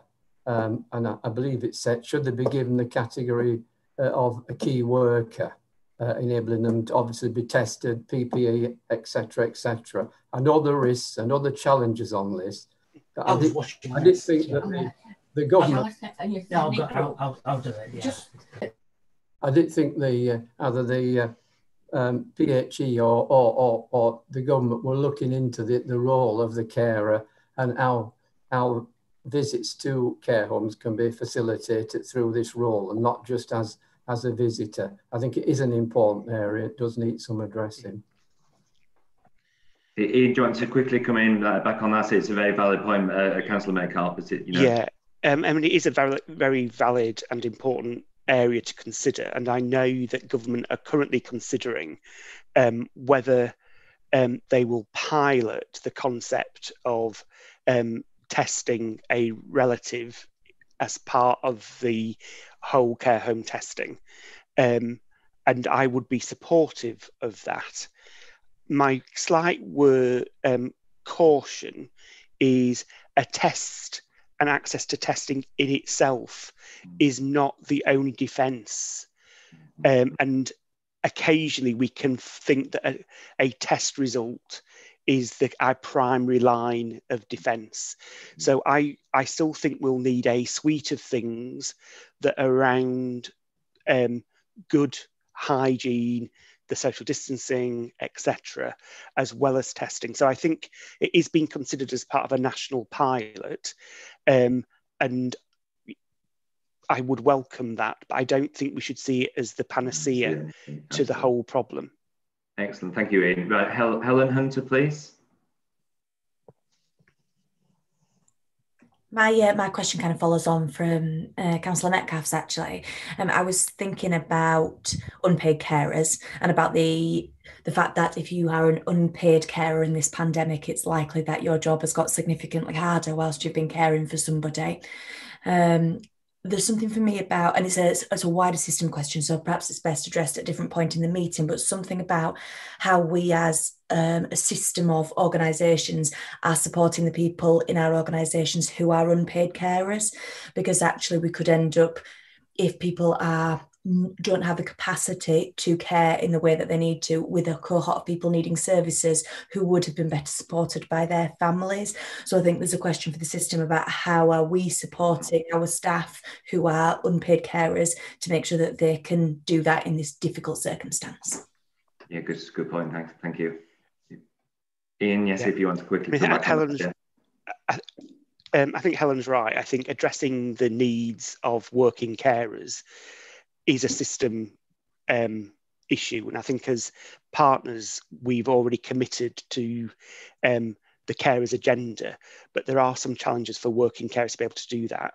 I think one of the things that I probably didn't focus too much on in the early presentation was through the first wave, we had some really amazing stories from people who were carers, who were husbands, who were wives, who were really struggling and were desperate not to be separated. So, for example, we did use Cedar Court, and there's some amazing stories where couples went as if they were going away for a weekend, and they were able to use the experience, not that they were going into a care facility, but they were somewhere where they could both gain respite and be re-energized to go back into that really closed four walls environment that the first wave brought. So I think we still need to think through how we might be able to bring some of those facilities back online, because it gained a lot of benefit for lots of people. Excellent. Okay, we'll bring you back in as well later. Councillor Megan Swift is the last question I'm taking on this section. So Councillor Megan Swift.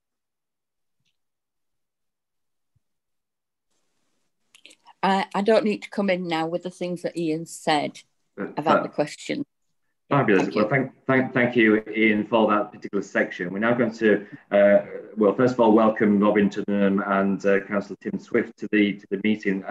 They've had an extremely busy day. It's extremely stressful times for everyone, but I think they've had an extremely stressful day. So welcome to the meeting. Your opportunity to give us a bit of where we've come from, where we're going to really. I guess it's more going to moving forward, really, Robin. Are you going now, Chair? I thought you were going to a break at this point. I think we're going to take you at this point. We're going to take your section if that's okay. Then you can disappear if you've got more urgent things to do. Appreciate you. No, that's fine. I think that's fine. I think Councillor Swift is coming in first, Chair. And then okay. Welcome to Tim Swift, Councillor Swift. I just wandered off. My apologies. We were going to take a break, but it's clear that the times have changed. The panel has challenging me tonight, so I'm really doing my money's worth at trying to keep the timings specific. But welcome anyway, Tim. It's nice to have you here. Okay, I just got off to make a cup of tea as well.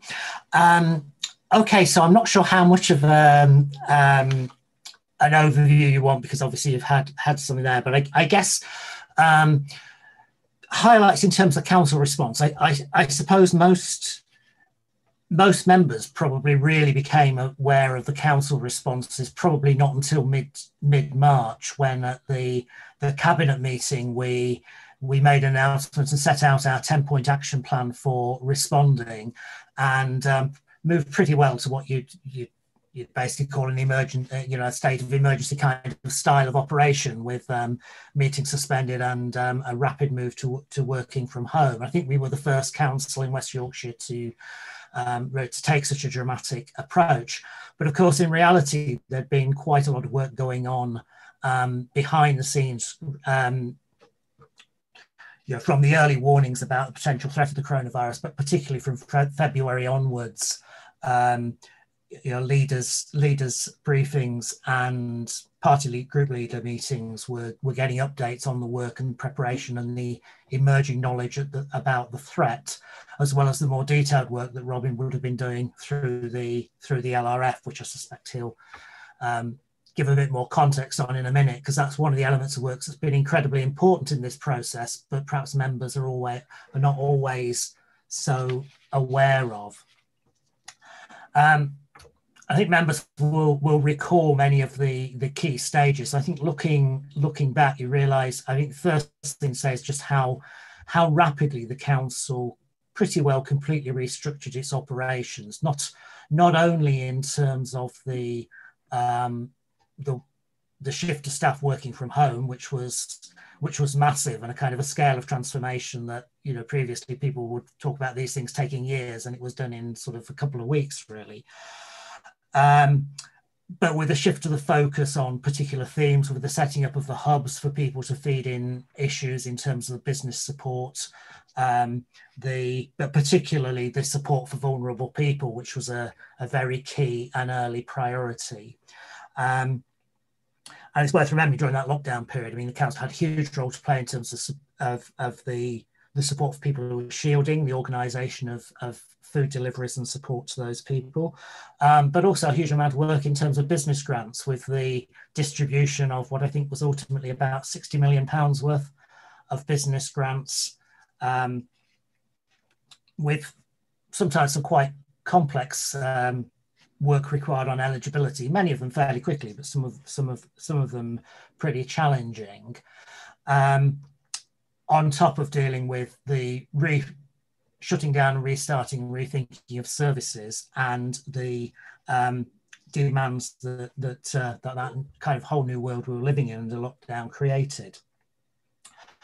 I think it's also worth reminding people that Calderdale faced a particular challenge in coming into this, because of course we suffered very severe flooding in February. So we went from our staff dealing with huge problems of flooding pretty well straight into then dealing with COVID.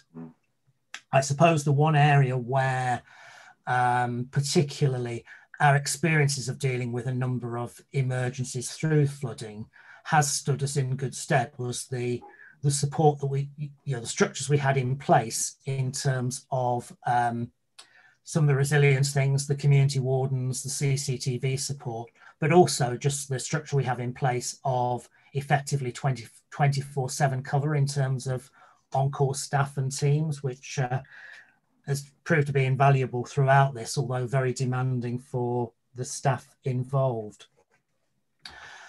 I suppose the second thing to say is that through the process, I mean, it's interesting looking back that at particular times there's been topics that have totally dominated for a few weeks and then now are almost taken for granted. So I've mentioned the shielding, for example, but of course the huge concerns about PPE over the first months of this, and the work that the council and together with partners in West Yorkshire did in trying to procure and ensure that supplies of PPE were in place.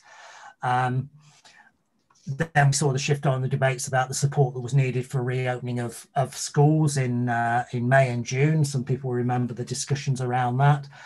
And probably more recently, as we've seen people start to, particular businesses start to reopen, some of the challenges about different roles in terms of, I hate to say just enforcement, education, enforcement, supporting people, all the activities required to try to keep people doing the right thing.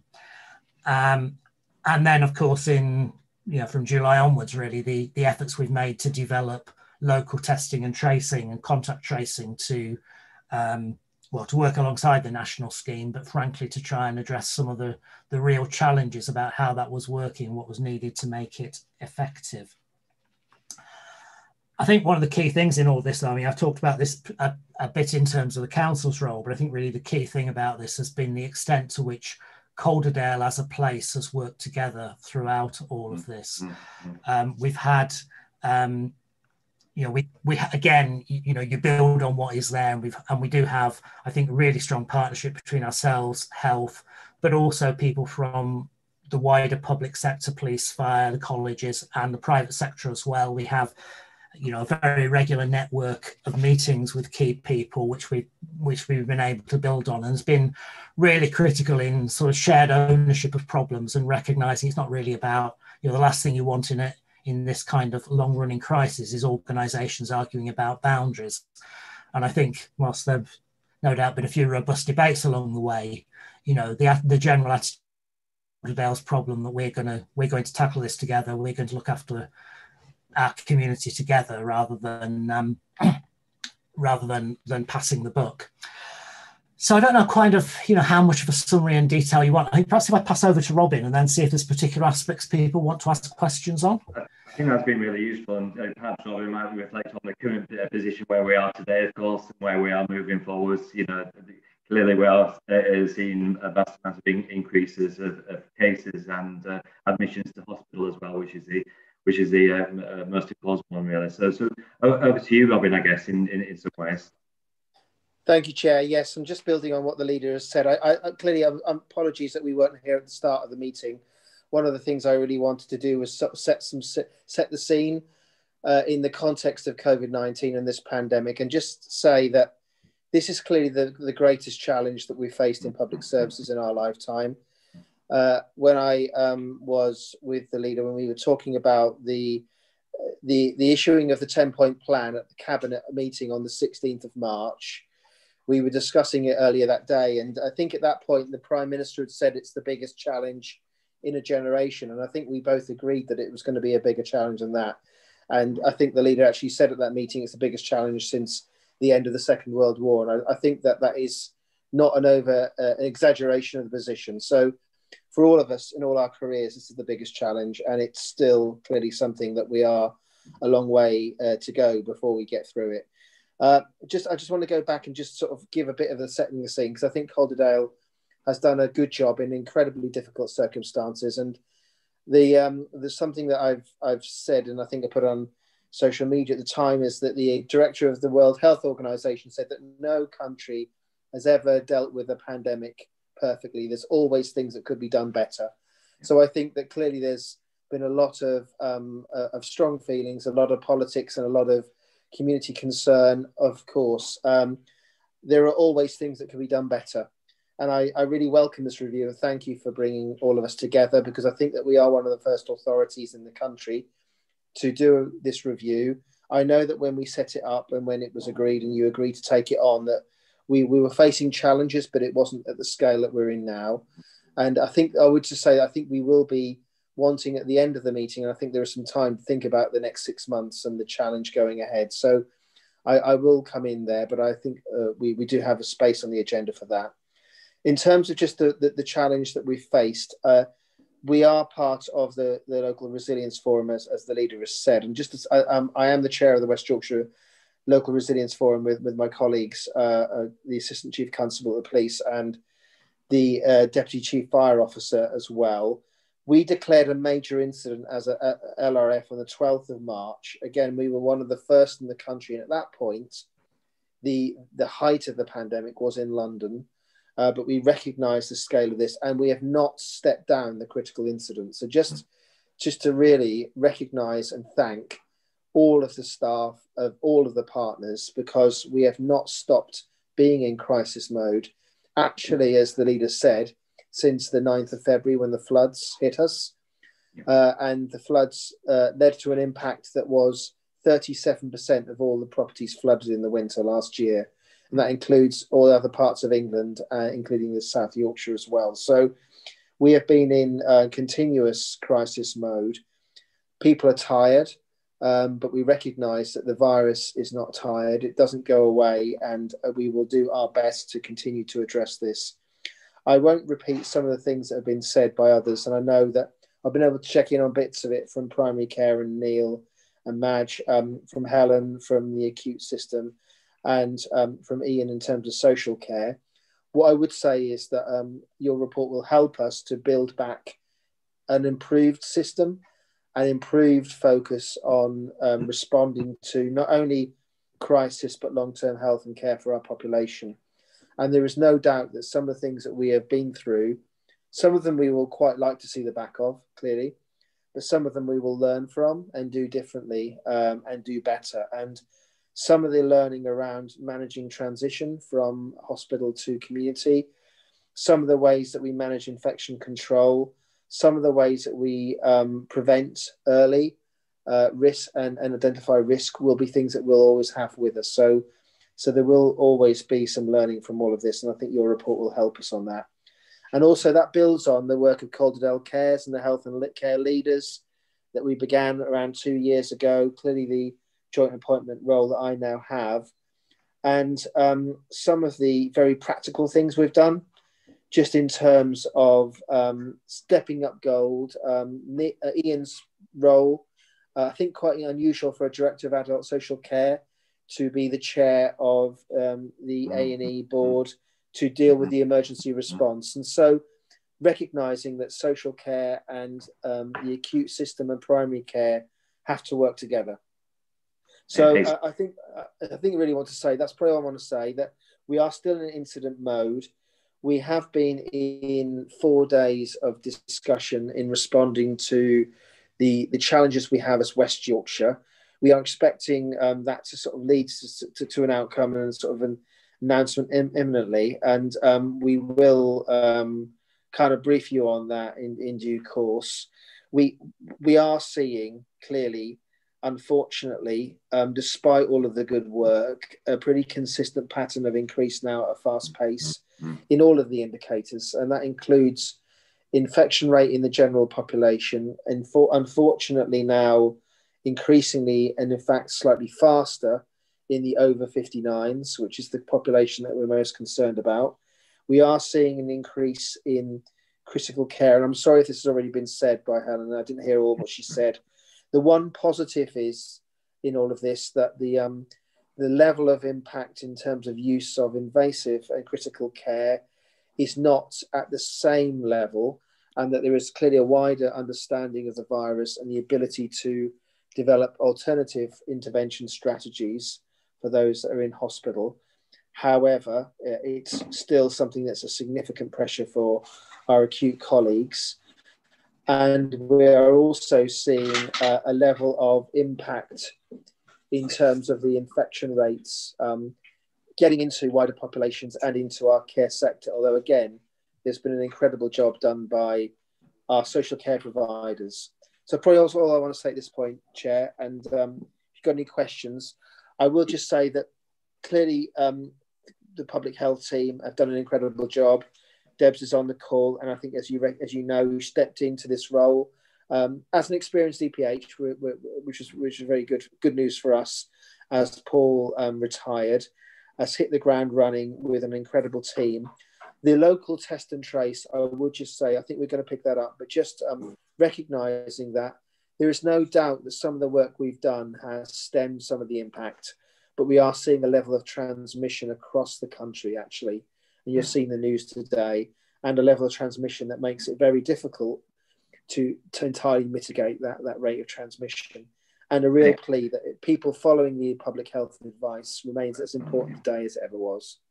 Thank you, Chair. Indeed. Thank you, Robin. In fact, you probably come in at a really nice point, actually, just before we're going into a break, actually, almost bringing everything together that we've been discussing. Really value all the stuff. I sent an email to Deborah earlier on, just thanking her for her absolutely the way that she stepped into the position, and it's almost like Deborah's been there for quite some time, shall I say. So really acknowledge the work that everybody's doing, really pulling together. As I say, we are critical friends. We want to bring out some positives out of this report and move forward, as you fully appreciated when we took this task on of this report, really. So really at this stage, I think we know your door's always open. We know you're extremely busy, but we know your door's always open, so we can always come back to you with any specific questions, you know, and if we have some that will help us in terms of our report. So at this stage, we're just about 6 o'clock now. So I'm proposing that we actually take a 20-minute break. Just to remind people that actually, if you can turn your cameras off and the microphone off, we're hoping to take live YouTube off for 20 minutes, but just in case you don't want to be picked up on things that you don't want to be saying on in the public. Welcome any members of the public that have been watching. It's you know, it's a great honour to have people to be interested in this extremely important subject. So proposing a 20-minute break. I'm then proposing, if we can, to just go ahead with the agenda and potentially take out the second break. It might be a bit tough, but let's see what we can do. So for the time being, members, thank you for your questions. Thank you, officers. Thank you, organisations, for attending for the first part. And I'll see you at 6:20. Thank you. Some members, I think, whilst we've been taking a break, the BBC News has announced, I do believe, that West Yorkshire will go into Tier 3 as of Monday. So this is how up to date this review really is, and how important it is that we continue with this. So gosh, yeah.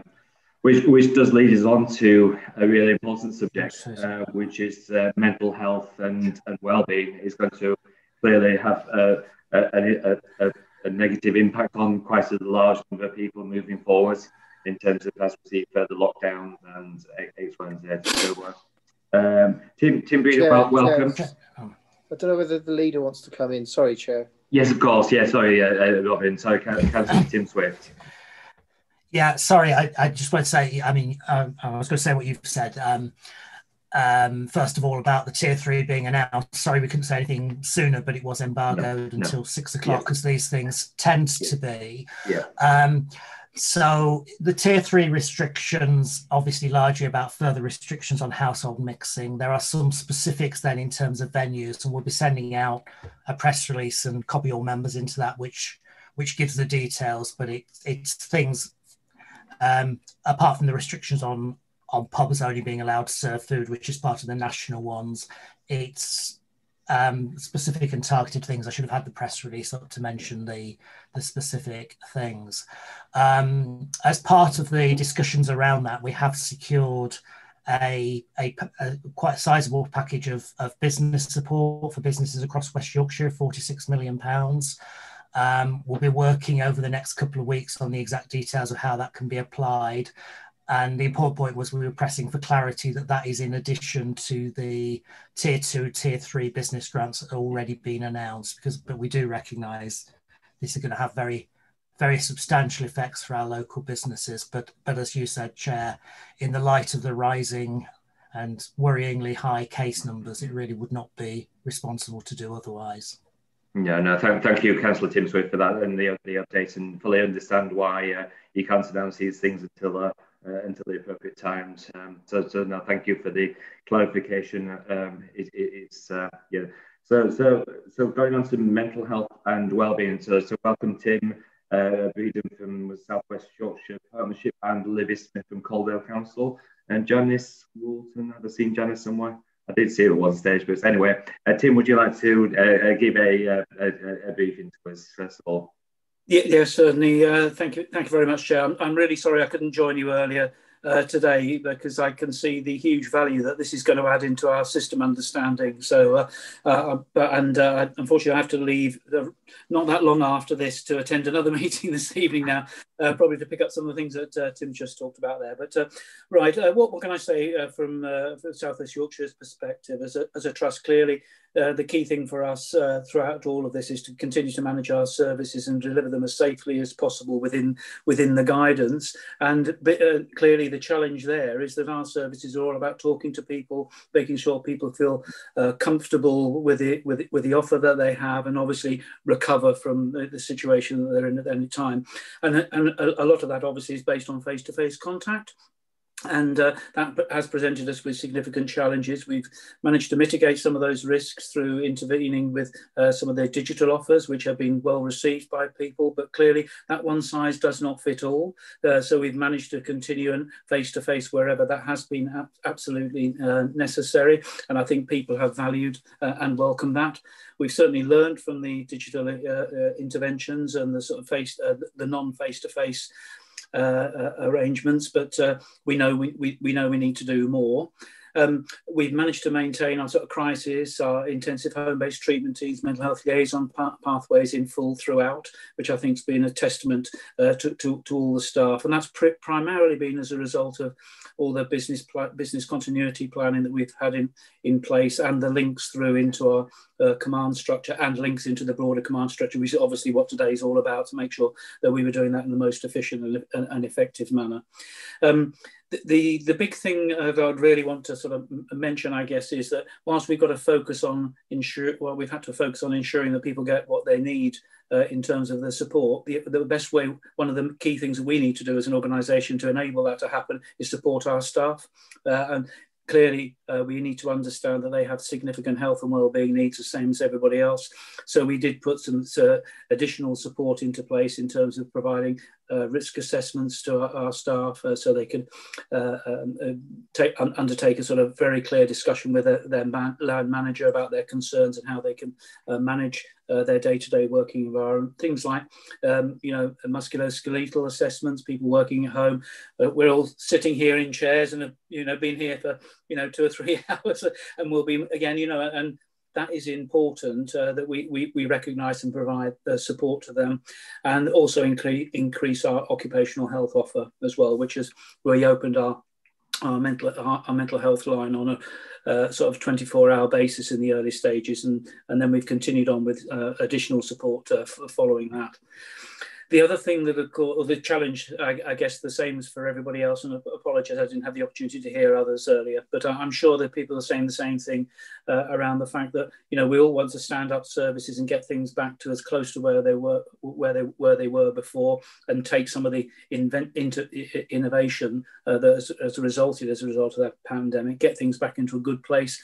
At the same time as we got rising demand, acuity is increasing, and our staff are under significant pressure. And as we've just heard, things change at pace, but and the pressure is on in terms of the number of positive cases. So it's really been spending a lot of time in terms of striking that balance, making sure that we keep the patient first and in the centre, making sure we keep safety first and quality counts. That's been one of our mottos throughout this pandemic. It's one that stands with us in the organisation anyway, but it's been particularly relevant in recent months.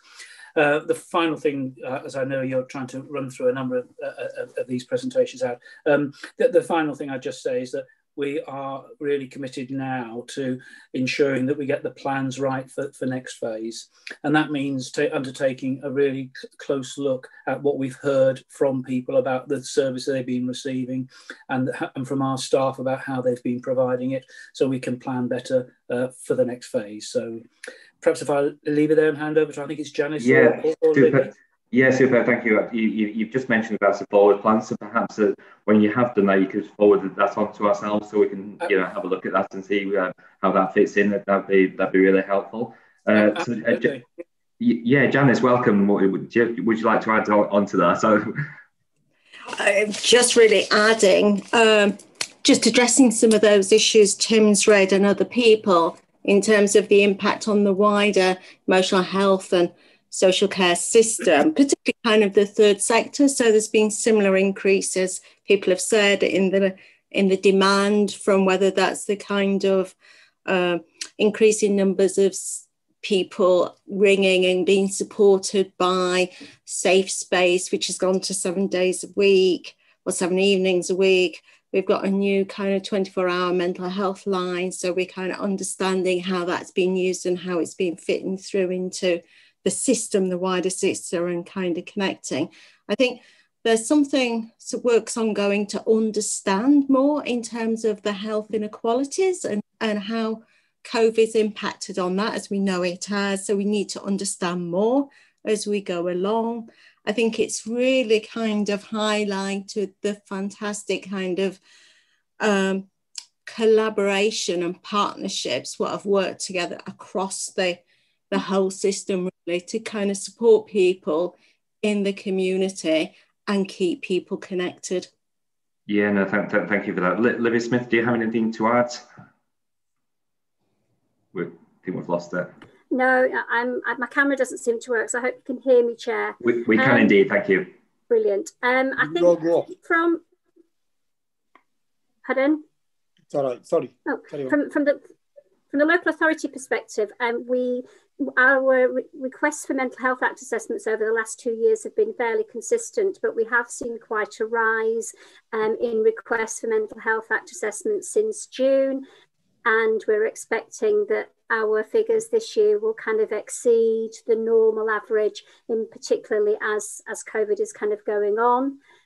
So it'll be a greater kind of number in 2020. We think that's because people are having less face-to-face contact from a range of providers and families, and that social contact. We've also seen an increase in requests for Care Act assessments, and we think that's down to a lot of the activities that people would normally access that keeps them mentally well haven't been available to them, so they're looking for a more formal response. Whilst we were in the early phases of kind of through kind of March through to kind of June, July, we recognised that there was an awful lot of people kind of contacting our social care hub with a lot of emerging mental health issues. So we were able to respond quite quickly by putting mental health experienced workers into the hub so that they were able to support those people who've got increased anxiety. On a positive note from the local authority, we've got 2 in-house residential provisions, and those have continued throughout the process. There's not been, we've managed to maintain that service and keep those environments kind of COVID-free. That one may have dropped out thanks to kind of staff. So that's it from my point of view. Yeah, super. Thank you, Libby. I know this issue of mental health is actually coming back to scrutiny in November. It is, yeah. Yeah, so we'll have probably a wider discussion. But I think one of the key points from this report is actually signposting people to services that they can actually use, the other services. So potentially that's one of the possible things to note down for the report. So we've got a few questions now. So Deepika, welcome. Would you like to raise your question? Deepika, have we lost you? Sorry, Deepika. No, sorry, I'm just coming through. Thank you. Oh, thank you ever so much. Thank you. Everybody. So just coming on to the mental health element. Basically, we know that the voluntary community sector, as Janice said, has played a significant part in supporting people through lockdown and beyond. Some of the figures I'm kind of seeing currently is a spike of around 80% plus in demand for services and support at a community level. One of my biggest concerns is that figure's going to increase, particularly with the impact of long COVID, particularly with the impacts of some of the figures we're seeing is 4 in 10 people are suffering from digital poverty, so they're not accessing services. And I just wanted to ask some of the partners around the table, particularly Janice, Tim and Libby, in terms of anything particularly that you feel needs to be done or needs to be done as part of the planning moving forward to ensure that we manage that demand around increased general anxiety and more acuity in anxiety moving forward. Yeah, thank you, Deepika. That was really relevant on that. Janice, do you want to go first on this one? Yeah, that's fine. Yeah. I think one of the issues you kind of mentioned there is, hi, sorry, can you hear me? I've got a message, yes, so my connection's disappearing. No, we've got your connection. Right. Sorry about that. No, it's okay, no worries. I think one. Okay, that's fine. I think there is an issue in terms of kind of this growing inequality around digital kind of people who aren't able to take advantage of that. And I think we're having conversations to ensure that actually support's available in a range of means. So kind of, so people have got some options and some opportunities to kind of engage. I think you're absolutely right. We are looking and doing some planning work across our system with lots of partners, looking at how we're going to be able to respond to the anticipated increase around mental health kind of support. I think there's something there we're kind of doing with colleagues from a kind of lower level kind of peer support element, kind of through to working with our other partners to deliver some of the services in terms of that crisis, hospital avoidance, kind of crisis support really within the home. But yeah, it's a big challenge that we're working through at the moment, Deepika. Yeah, no, thank you, Janice. Deepika, I wonder if you wouldn't mind sending an email through to Mike in relation to some of the data that you've got to back, the information up. You mentioned the figures. It will be quite useful to. Part of it. Sorry, my apologies. New data coming through as part of a recent regional survey, and I think it'd be really useful to kind of incorporate that into the report. So thank you. Yeah, perfect. That'd be absolutely superb. So the running order, I've got some questions. So Councillor Hutchinson first, please. Yeah. People who suffer from deprivation, whether that's precarious housing, precarious employment, it's likely to increase, and there's a much higher level of mental health problems amongst people like that. So we could anticipate that there's going to be quite a major increase in requirement for services. How are we positioning ourselves in advance of that? And also, are we stepping up our ability to offer financial advice and guidance to people who are going to find themselves in a worsening situation? Yeah, good point. Who would like to take that on board? Tim, would you like to come in on that? So, yeah, thanks, thank you. Your microphone's off, sorry, Tim. I'm sorry about that. Sorry, what I would say there is that I think that in terms of preparation for sort of where we are now, in fact, and the next few months, of course, the key thing has really been from our end in terms of our secondary healthcare is making sure that our inpatient services are as efficient as possible. We get the flow through as quickly as possible, because what we know, or what we learned from the first phase, was that we certainly got a real rush for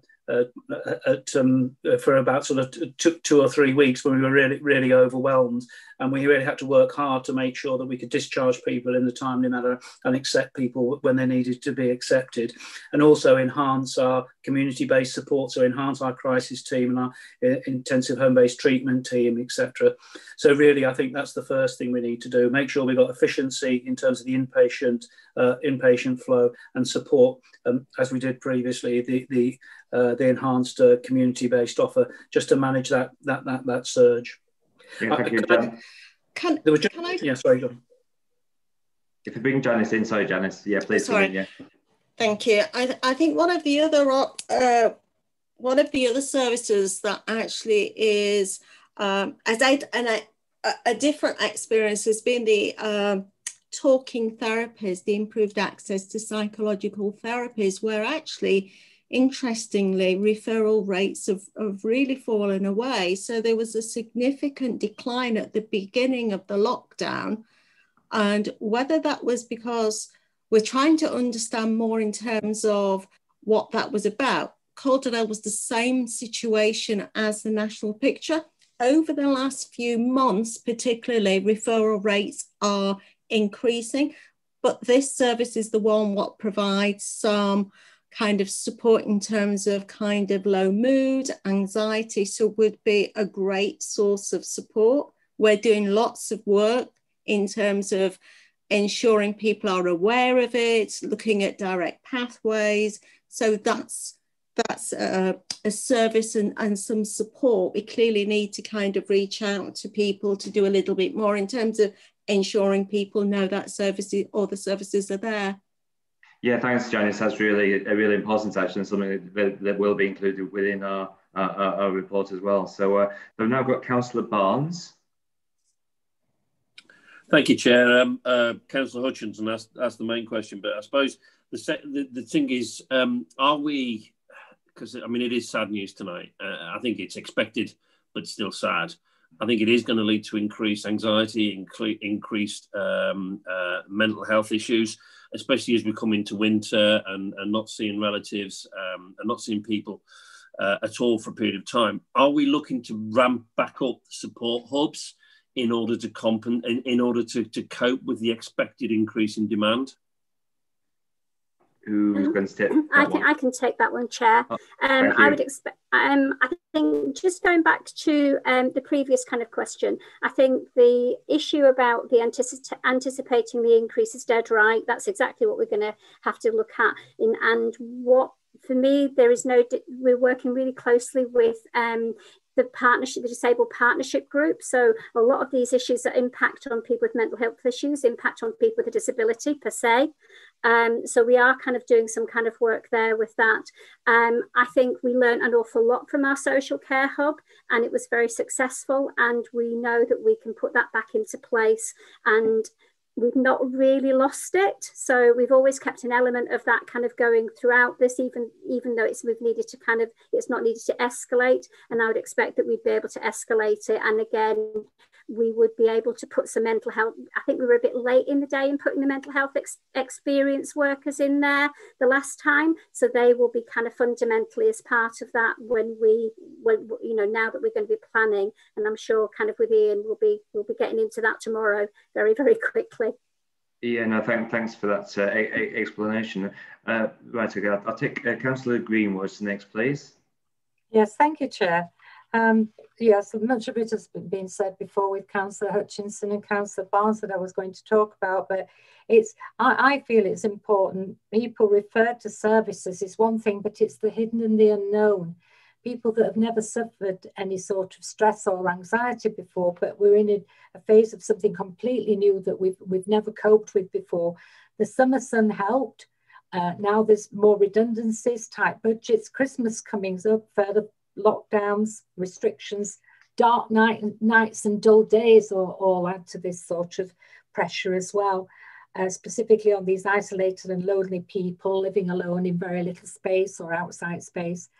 And not as many people are out walking like we've seen them in the sunshine through summer, and even sort of walking a mile a day can help your mental anxiety. So I think it's people like this that have a new and growing anxiety. Where do we direct them? How do we tell them about services? How do we get the message out there? That is my main concern. I think that's a real key, Councillor Greenwood, and that was a question I was going to raise in relation to the communication. The first point of communication often is people contacting the council tax, or the first customer first, and it's about them having the knowledge to pass that information on in some ways. I think it's something that should be picked up on our report, is the signposting, which will be picked up, I think. Can I go on to Helen Hunter, please? Actually, so I have 2 points that I want to make. The first one actually links in quite closely with what Councillor Greenwood has just said. I'm very mindful that we have, before COVID, if there was ever such a time, that we often talked about early intervention and prevention in terms of people's mental well-being, and trying to prevent people from entering into a situation where they needed a mental health service or mental health support. obviously this is an unprecedented situation. Often the things that we would have suggested to people in order to protect their mental well-being are things we are telling people not to do right now, and that presents a set of challenges that perhaps we have never interacted with before. And I'm wondering how strong our messages are about how you can protect your mental well-being at this time whilst not sort of putting yourself in any risk of contracting the virus or putting anybody else at risk.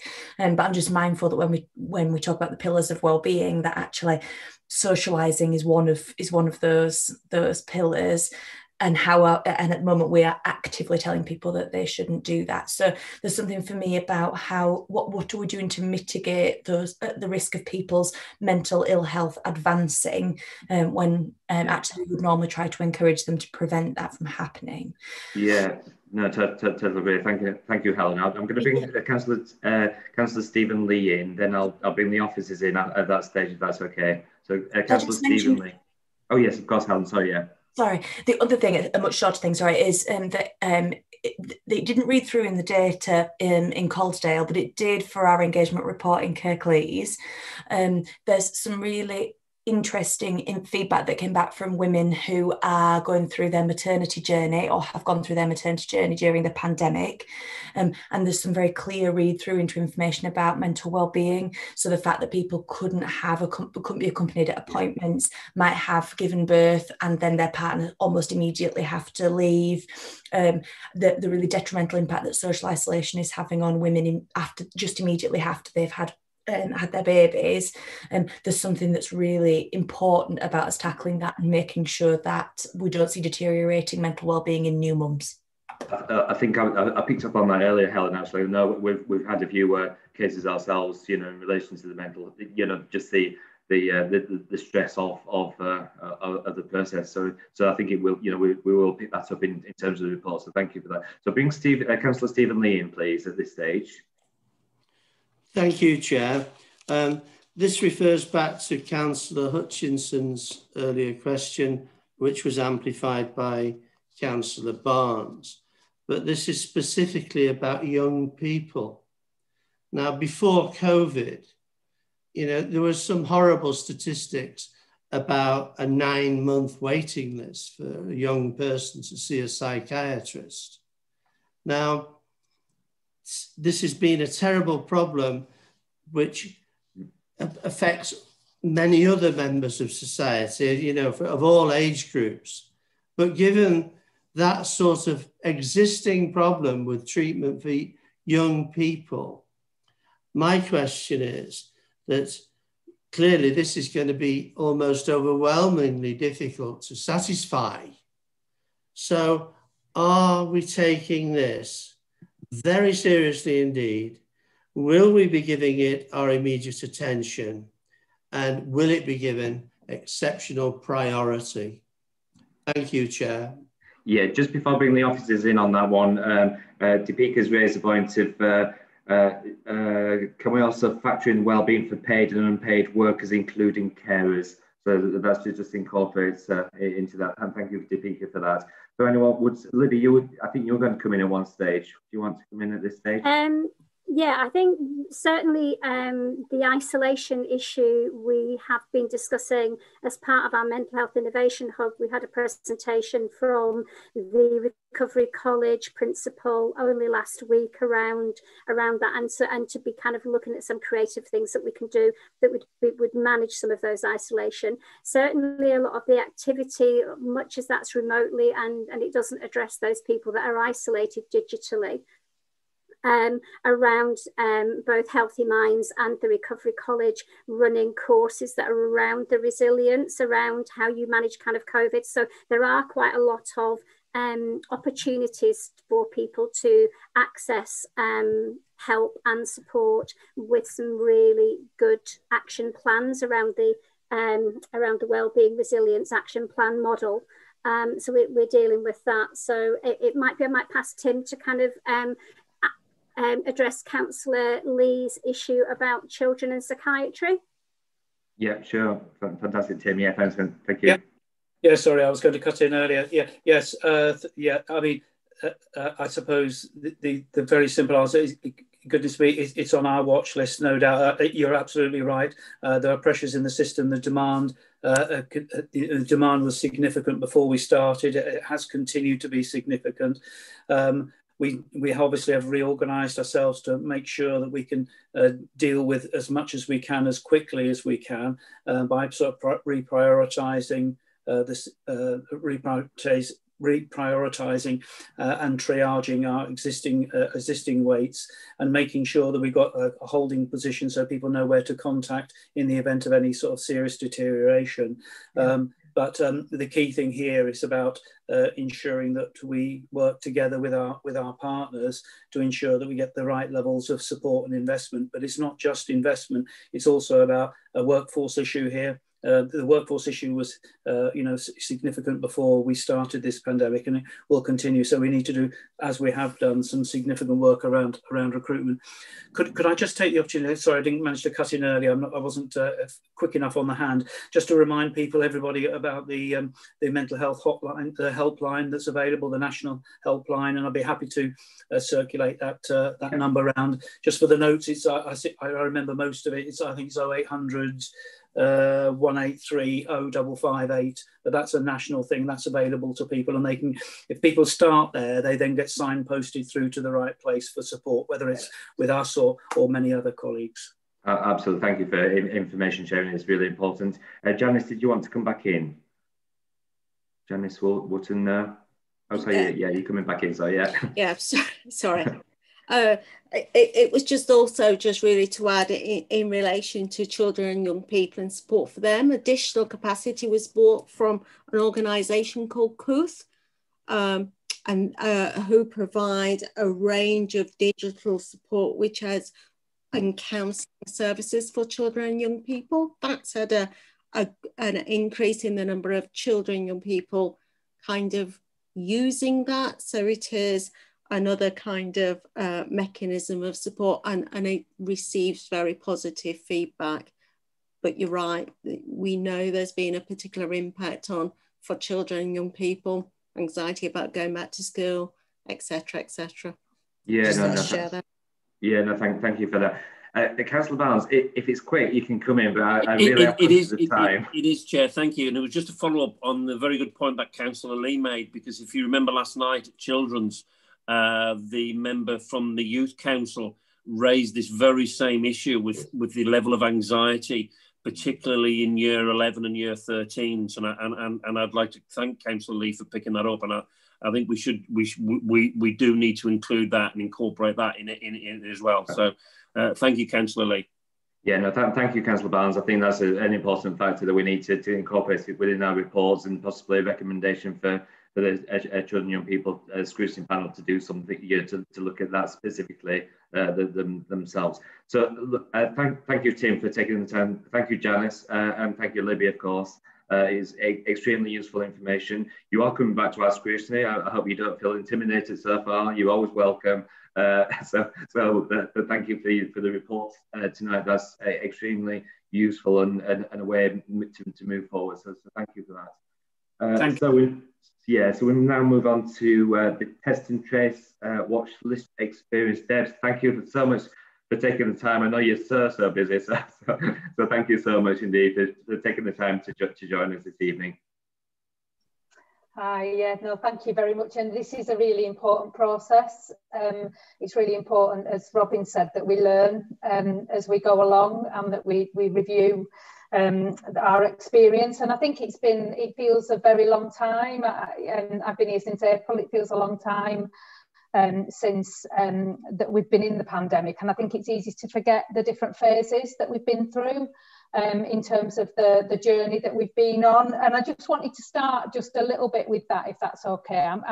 I just a little bit of a reminder, I guess, about the sort of process we've been through. I was going to say a little bit about our outbreak plan, outbreak prevention and control plan, a little bit about the watch list experience, and then about our local contact tracing, if that's okay. So just just a sort of, I guess, a reminder that during the national lockdown, you know, Calderdale had very low infection rates. We had, our communities really made enormous sacrifices, really stuck to the national restrictions.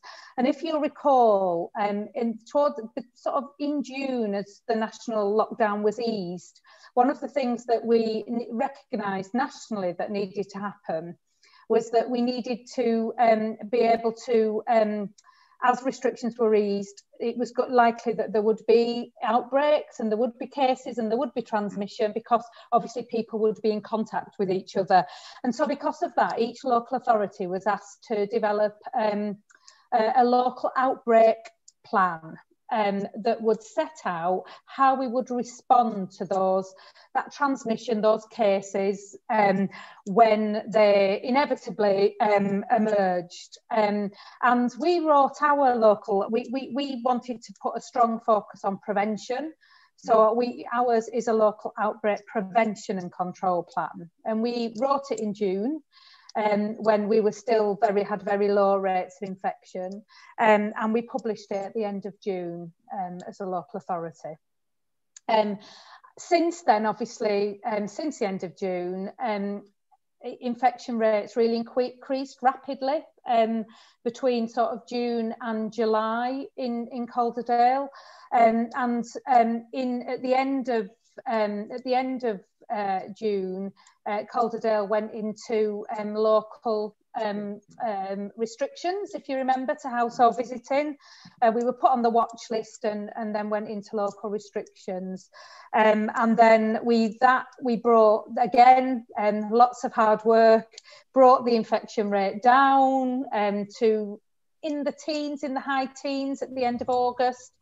And then again, our infection rate started to increase very much in line with national patterns, actually, during September. And as you know, the infection rate now is extremely high. I mean, it's 20 times as high today as it was at the very end of August. So that's a massive, massive increase. So I just think it's really important that we understand that sort of journey. So what we've done, I'll say, is we've just updated our local outbreak prevention and control plan, and that will actually be going to Cabinet the week after next to be discussed at Cabinet. What the outbreak plan does is it talks about what we will do to prevent outbreaks in a wide range of high-risk settings. So we've already talked, and I won't talk about care homes because we've already talked about care homes, but in care homes, in education settings, schools and childcare settings and colleges, in workplaces across the borough, particularly in some of the high risk workplaces that we have in the borough, and in communities as well. And so it talks about testing, and I'm going to say a little bit about testing. It talks about testing, it talks about preventing outbreaks, it talks about managing outbreaks, and it talks about protecting vulnerable people from the effects of COVID. And it talks about working very much with communities to both prevent outbreaks, but also respond to outbreaks when they occur in community settings. So that outbreak plan, as I say, has been updated really, and it's got some really very simple aims and objectives. So the refreshed plan basically says that our ambition is to bring back the cases, the infection rate in Calderdale back down to the national average. We recognise that because of our communities, because of some of the jobs that are more prevalent in our communities, you know, staying at the national average will be a really important first step for us. And what it says is that we'll do that through some important objectives. One is preventing COVID-19 cases and outbreaks by delivering clear and consistent messages to the public, by engaging with communities, particularly in areas of high incidence, by supporting businesses, schools, care homes and other employers to implement COVID secure practices, and by delivering a COVID-19 vaccine when that becomes available. The second sort of group, the objective is to identify COVID-19 cases by increasing the amount of testing that's done in the borough, by improving access to testing for our residents, and by using the intelligence and data to target testing at people that are at high risk, whether that be in the workplace or because of their occupation. And that includes testing for people who don't have symptoms as well as those that do. And then finally, it talks about how we're going to reduce transmission of the virus by delivering local contact tracing to enhance the national test and trace service, by providing support to people to enable them to self-isolate, that's really, really important, and by enforcing the COVID-19 restrictions that are in place. And as we've all heard, we've got some slightly different restrictions that will come into force on Monday morning. So that's what the outbreak plan does. The reason that you know we have been given some additional opportunities in Calderdale, like local contact tracing, like intelligence-led testing, is because we were put on the national watch list and put under those local restrictions. And you just thought it might be worth just saying a couple of minutes just on local contact tracing, just to explain a little bit about that. So Calderdale started our local contact tracing on the 19th of August. And what that does is that means that we are passed information about people that live in Calderdale that test positive for COVID that the National Test and Trace Service isn't able to reach within 24 hours, after 24 hours. And our service has got about 20, it's increasing all the time, 20 people that work, that come from both redeployed people in the council, people that we've taken on, that we've employed, who've got very strong relationships with our local communities. And we've got some volunteers as well working in the contact tracing service. And what they do is they, when they get the details, we do some checks against just to make sure we've got the full details, and we also make sure that the person isn't in hospital. And then once we've done that, we then pass that goes through to the local contact tracers, and they ring the person up. If they don't get through, they leave a text message asking to ring on a Halifax number. And ultimately, if we don't manage to reach the person through the telephone or the text, our contact tracers will go and knock on doors. It's going really well in terms of the service, and we're actually reaching about between NHS test and trace and local contact tracing. We're actually reaching now around 95% of the cases that come through to us. So that's great. Obviously, local contact tracing is only one part of that wider outbreak plan. It won't work on its own. Robin's already explained that we need a whole package of measures to really bring this virus back under control.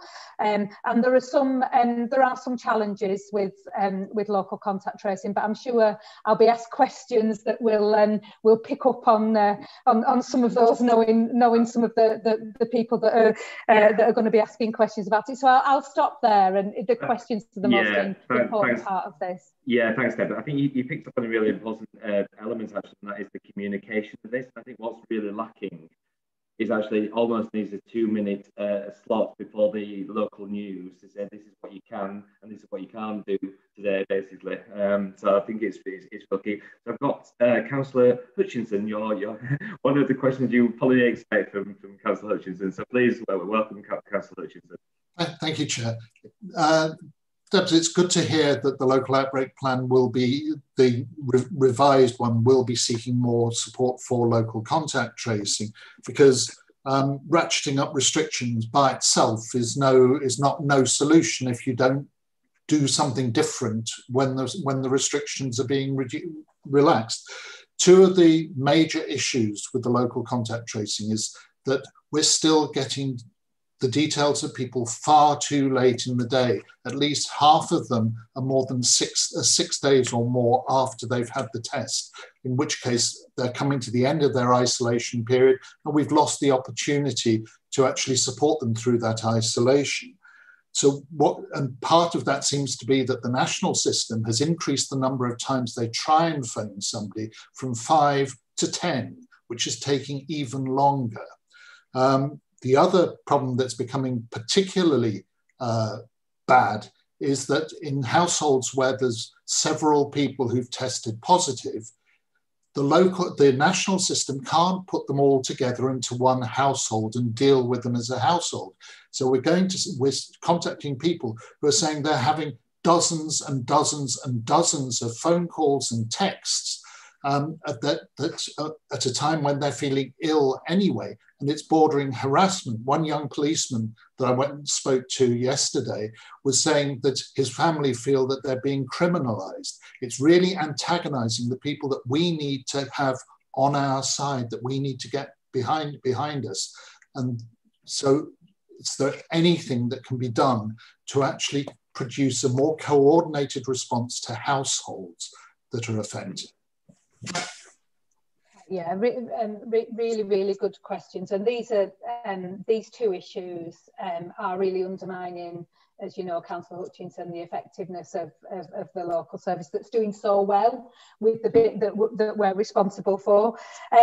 So the first thing I think I would say is that we've been in very detailed discussions with the government over the last week, and as part of that, the West Yorkshire leaders are really keen and have made an offer to work with government to co-produce and work in partnership around really strengthening local contact tracing. So what we mean by that is one of the issues that we've asked to work with them on is the completeness of the data.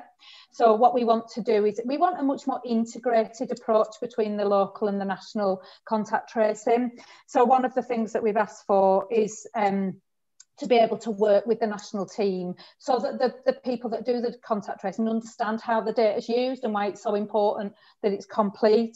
The second thing we want to do is work with them to look at how we can speed up the time in which the information comes through, as you've quite rightly said. And the third thing we've said that we would like to do is we would like to take on engaging with the contacts of the people that we reach through the cases, the people that test positive, when we get them, rather than having to send them back through to NHS Test and Trace. And then finally, we want to develop a joint accountability framework so that we work together to be accountable, so that we set ourselves some joint collective targets between the national and the local parts of the system that we work together collectively on. So they're the things that we've asked government to work with us on. And actually, it's an offer that's been very warmly welcomed, I would say, by NHS Test and Trace. They're really keen to work with us. I think Calderdale's got one of the, other than Blackburn, I think, probably one of the longest running local contact tracing services. So we've got, there's a recognition that we've got a lot to share in terms of how the system's working. And I think what I would say is that we're very clear, we've always been very clear that we couldn't run this on our own. We don't have the capacity. Our expertise isn't running call centres. We absolutely want this to be a partnership between NHS Test and Trace and ourselves. Our local intelligence and the value we add is our knowledge of our local communities. And that's really important that we do that bit of this, but that we work together. Thank you, Debs. Councillor, you've just gone off the list actually. Councillor Greenwood next, please. Thank you, Chair. Yes, Debs, it's questions around, I'm not insulting anybody's intelligence here, but it's come home to me. I've had 3 COVID tests over the last few weeks to make you realise that you're only negative on the day they take it. And I know so many people that say, I've had my test, I'm negative, I'm fine, as if it's almost like protection. I think I would suggest, and I'm sort of asking you here, is there any way that we can say to people, we're testing you today, but if it's negative, you've still to take all those stringent precautions because it's only whilst we take it today. On and above that as well, I'm just wondering if duplicate tests are counted in with the numbers, with people that are having, say, 3 and 4 over weeks period, having different tests at hospital. They have to have one every time. And the other thing as well, I was looking at the statistics from ward to ward, and it did come out of that maybe the numbers of tests have gone up in certain areas where we might have worried well residents. And I know having those tests does bring out the positive COVID people as well. But then when I look at the areas where the testing is very low, it's quite possible that a lot of residents in that area suffer mild symptoms but don't ask for a test. Is there any mileage in perhaps looking at the wards where the testing is very low to see if that's a hidden area of COVID, people with COVID symptoms?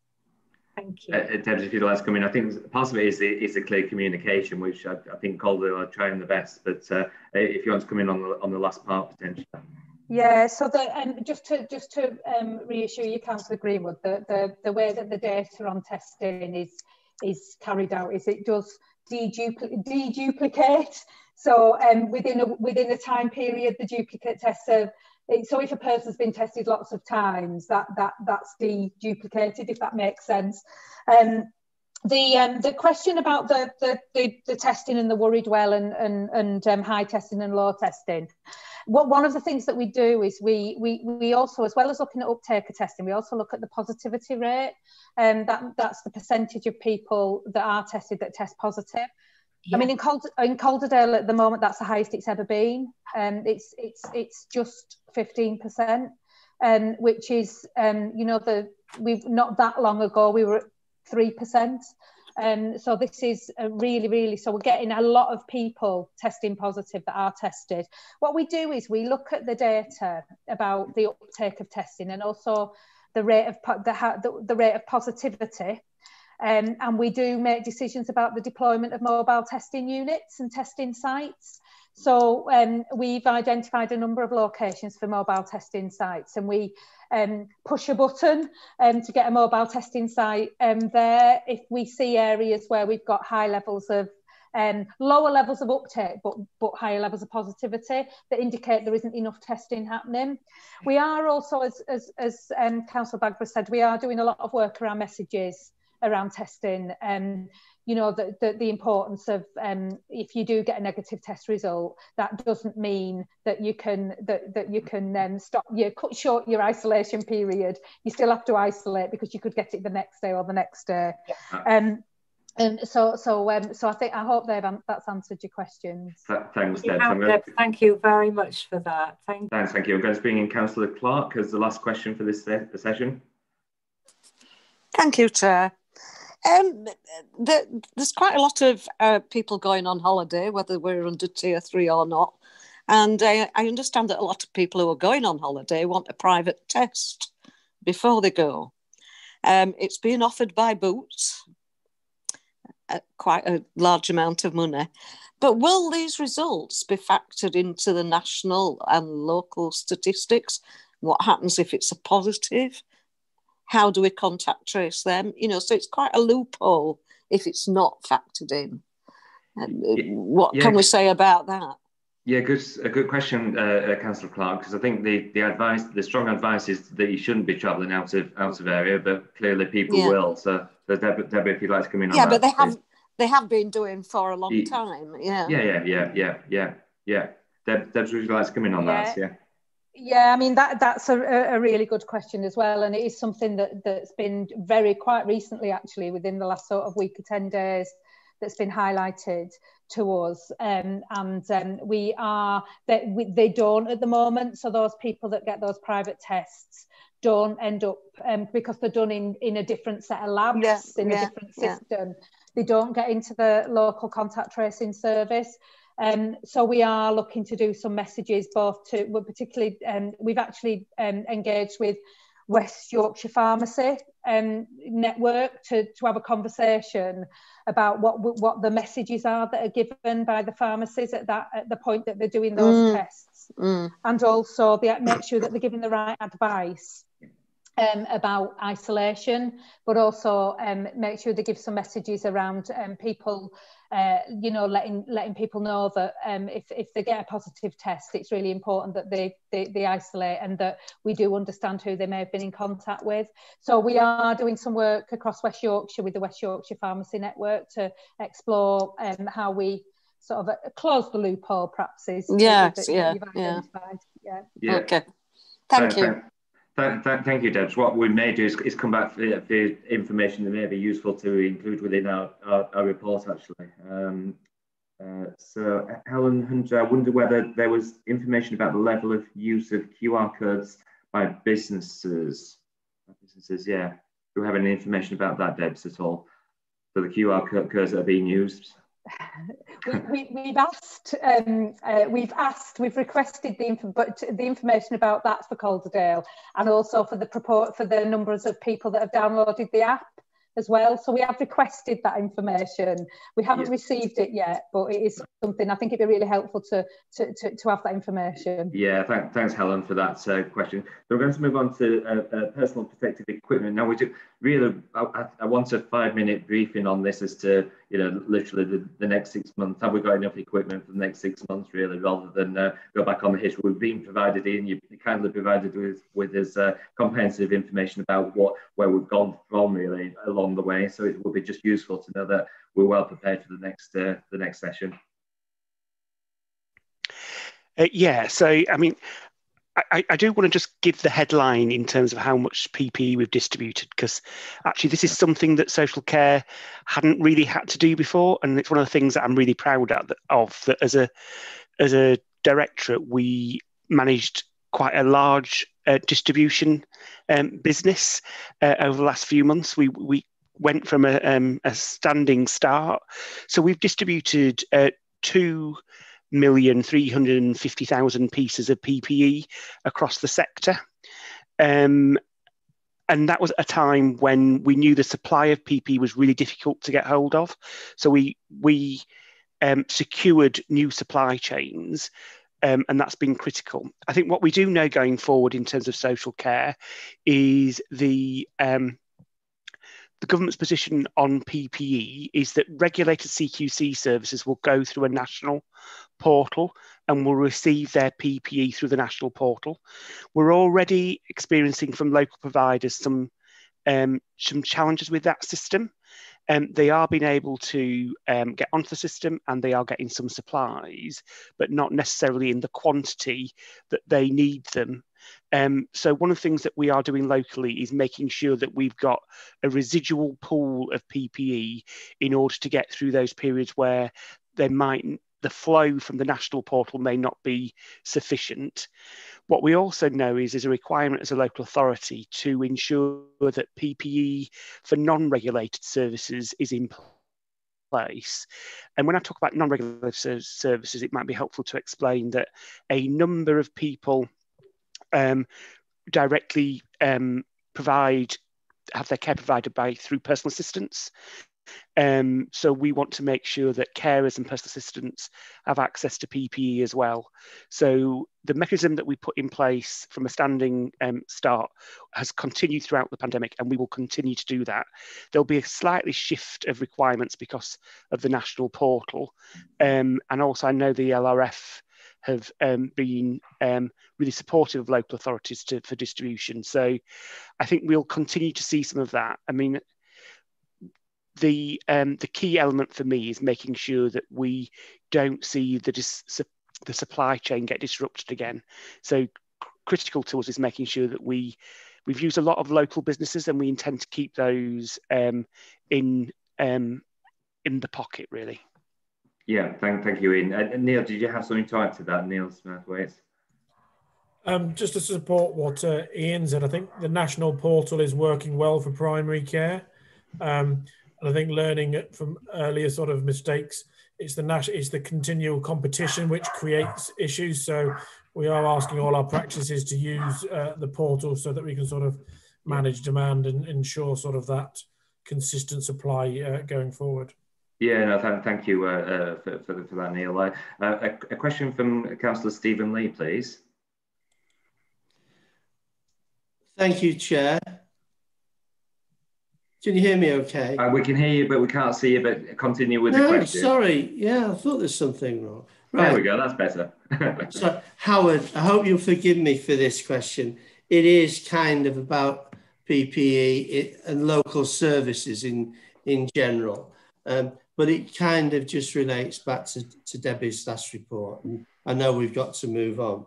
But we heard, you know, the problem isn't with the testing.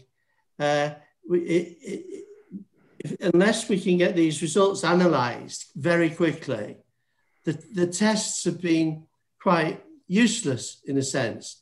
So my plea is there anything that we can do politically or any other way, otherwise, of securing, like Ian's just said and Debbie said, local arrangements for the analysis? Because if we can turn around the analysis of the testing that we're doing to 1 day or 2 days or something, because we're able to do things much quicker locally, that would make a fantastic difference to this whole problem. So please forgive me, Howard, for asking that. It is about local services. It is about making provision for being prepared for this. And that would make a fantastic difference if we could only somehow get our heads together, use local facilities, local companies even, to try to do our own analyses very, very much more quickly. Thank you, Councillor Stephen Lee. I will oblige on this occasion. So Debs, would you like to come back on that? Yeah, I think I know that our hospital colleagues have got a lab and are increasing actually quite significantly. I'm sure some of them on the meeting are increasing significantly the amount of testing that they're doing within the hospital. My understanding is that the testing, the capacity of the testing through the national system is increasing all the time. But obviously, as the incidence rises, as there's more and more demand for testing, it's always a challenge. So I think it's a really good question, and we can talk to colleagues who work in the economic, I guess, the business side, probably through the Combined Authority, to see if there are any other commercial labs in the system that might be able to be part of the system. I think that's a really helpful suggestion, and definitely something we can talk to colleagues about. Thanks, Debs. Thanks, Chair. No problems at all. Councillor Hutchinson, please. Thank you, Chair. One of the lessons that Northern Italy tried to get over to us after their experiences at the start of the pandemic was to beware the non-COVID ward. That where you've got intensive care units, people are working at the top of their game and they're using high quality personal protective equipment properly. And the lack of deaths, fortunately, of people who worked in intensive cares was remarkable, whereas the deaths came from the non-COVID areas of the hospital, the health services, including amongst cleaning staff. Have we learned that lesson now? Because we didn't learn it in the first wave. Have we got the sufficient supplies of PPE for those non-COVID areas of the hospital to guard against that problem this time round? Who would like to answer that one? I'm looking for Helen Barker, but she's disappeared. Chair, Anna, sorry, it's your... Thanks, Anna. So in relation to that, we are following national guidance around a tiered approach to the use of PPE relative to the risk.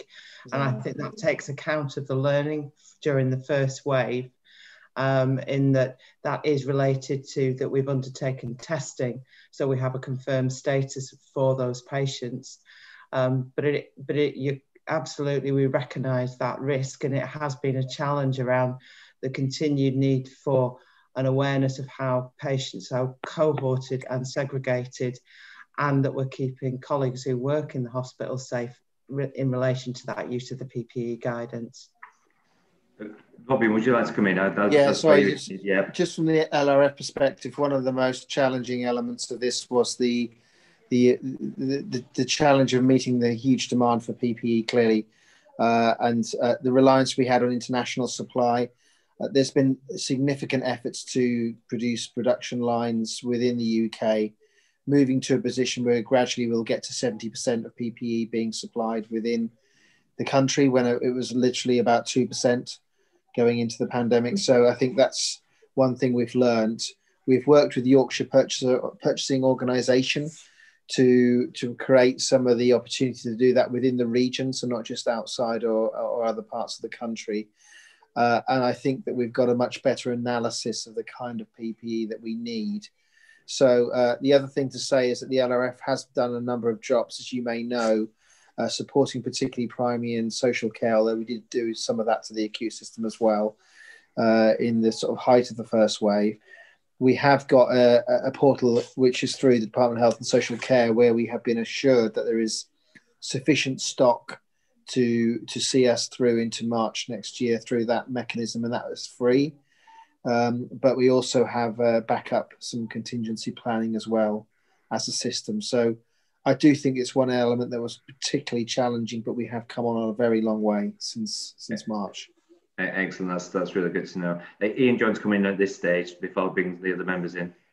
Yeah, I just thought I'd follow up on Councillor Hutchinson's question, and I think supply of PPE is one part of the equation. So I think we've been able to steady supply. I think the importance of training of the correct use of PPE is significant. I think that's been one of our strengths in social care, and certainly learning from outbreaks.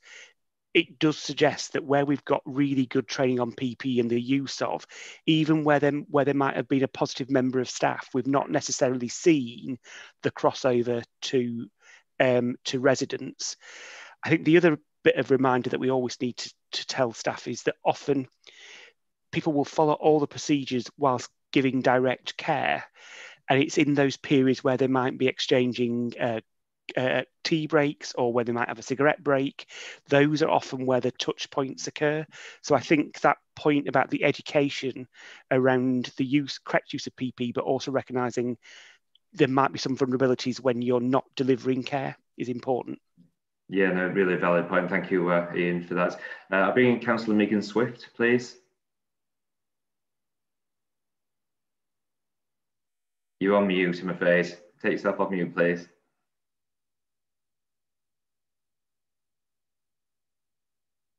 You're still on mute. Unmute. I'm not now, am I? You're not. No, we can hear you loud and clear. Yeah, it took me longer to do that than my question's going to take. Good. We've picked up as we've gone along that some of the airports, like in Rome, are using a very quick test that people can wait and get it before they leave the airport.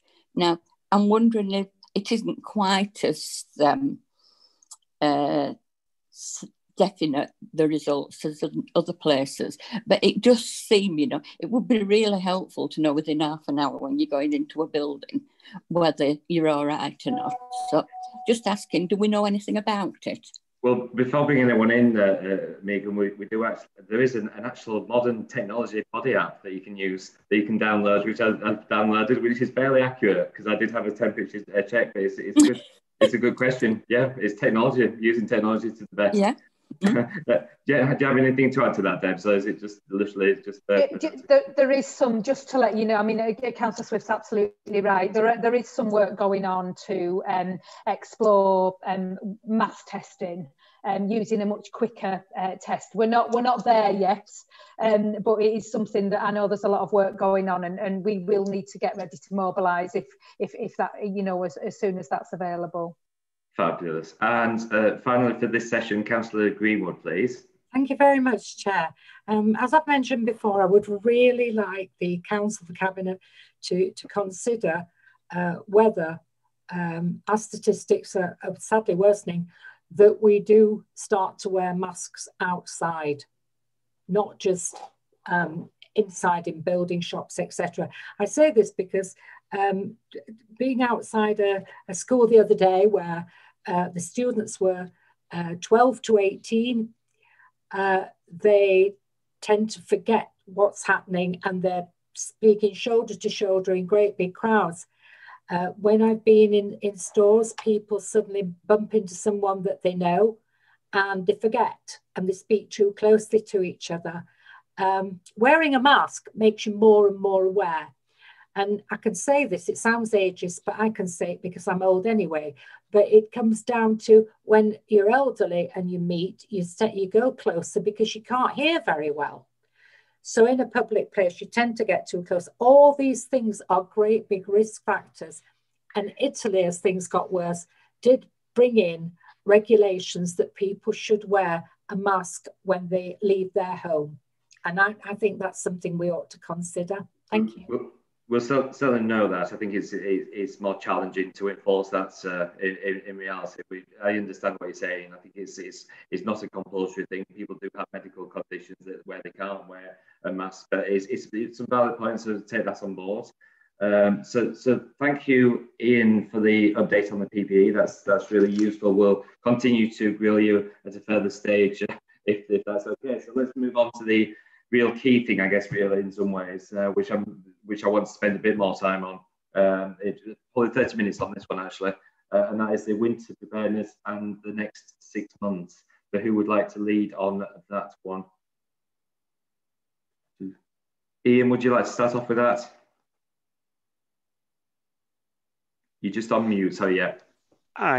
Yeah, I'll probably bring Debbie in because Debbie's done a lot of work on behalf of the system about the winter plan.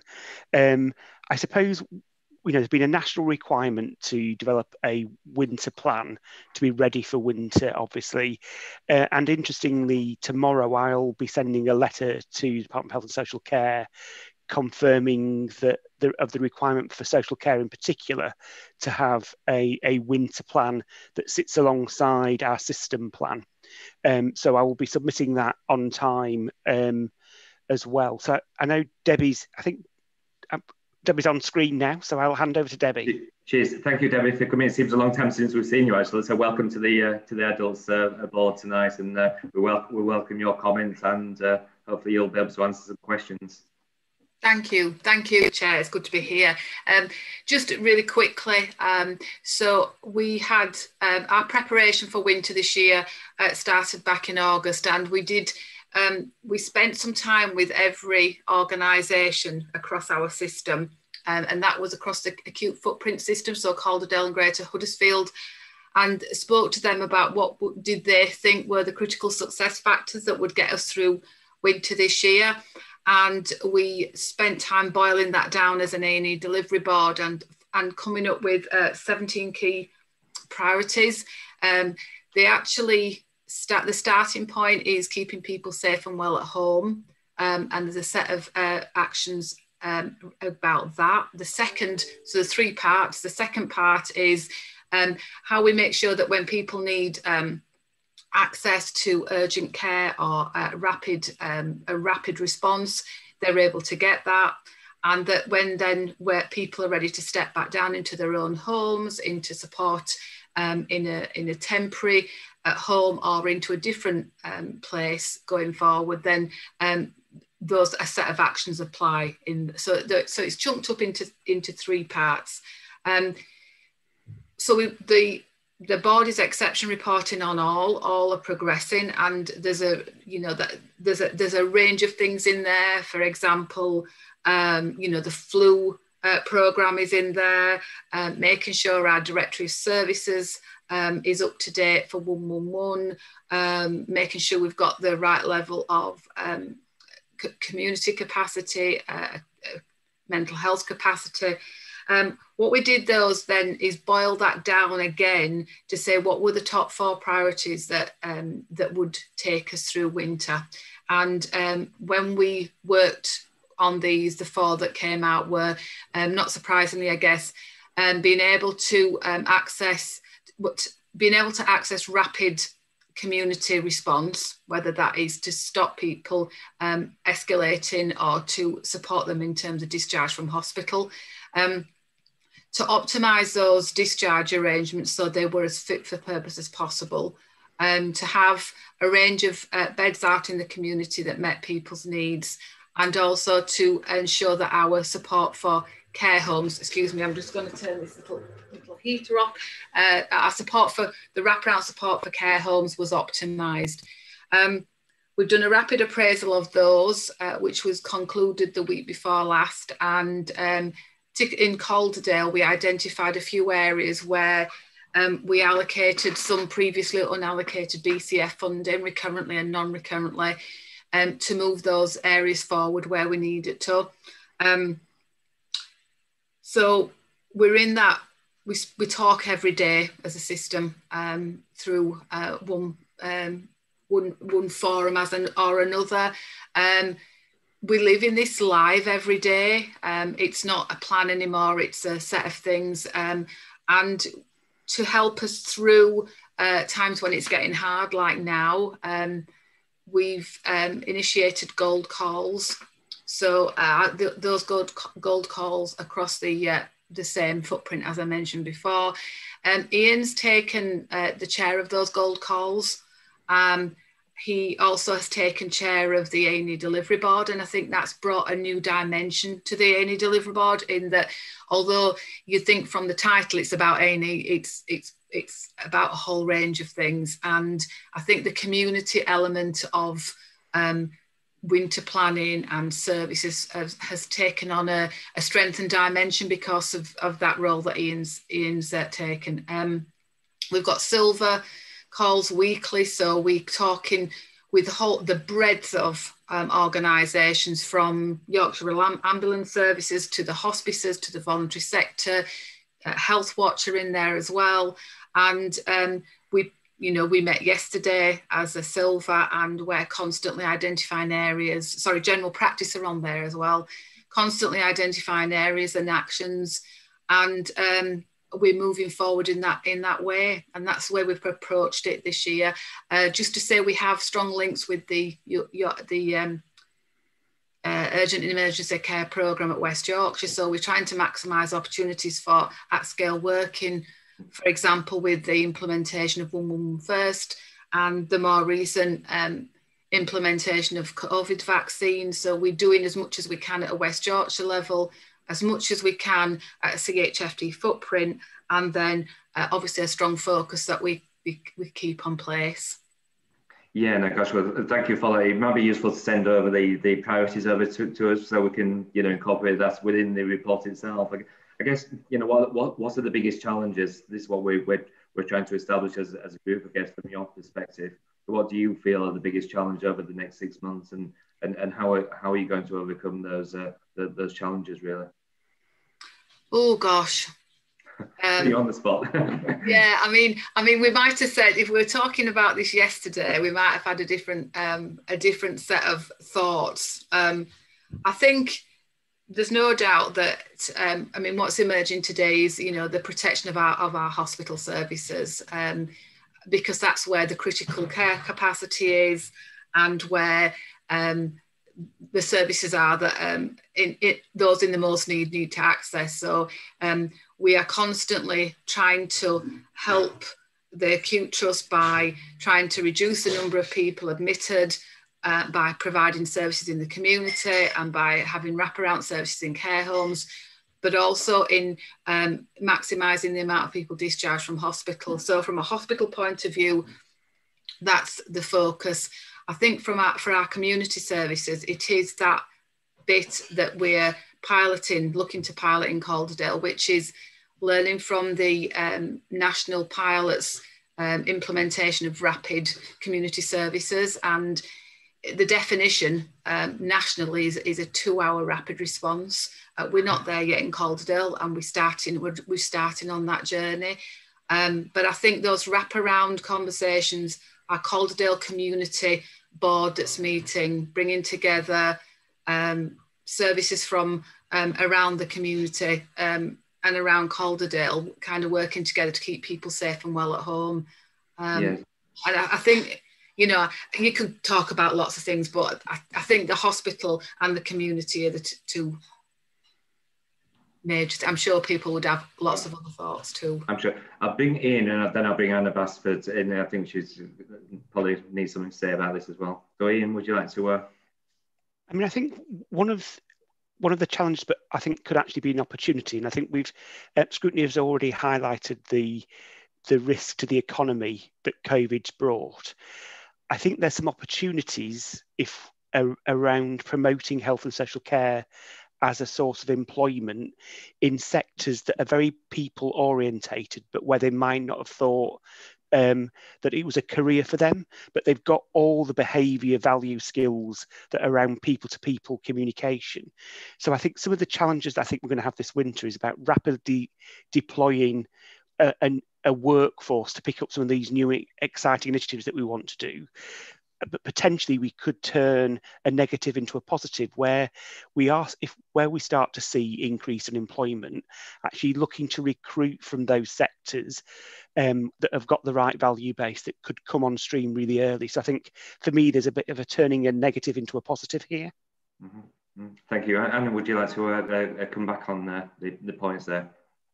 I was just going to reflect on some of the messaging that Helen shared earlier in the meeting today about clearly the plan that we had a couple of days ago going into the winter. We have today started to make some changes to around the need to really prioritise and protect capacity for acutely unwell and patients with COVID, and around the well-being of colleagues. So I think Helen shared with you, we're currently working through how we modify those plans around the prioritisation of the work that we can continue to deliver in the hospital, and some changes we're going to have to make around what was our plans previously around some of the non-emergency, non-urgent work that we won't be able to continue to provide during the coming weeks.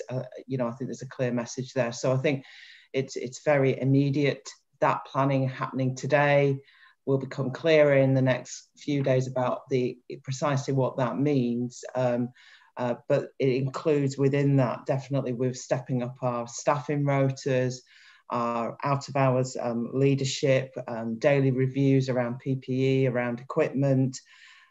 So I think in terms of our preparedness for winter, the actions that we're taking now is that because we're tracking the position really closely, we're taking proactive action now to make sure that we can stay safe and keep patients and colleagues safe who are in hospital during the coming weeks and months.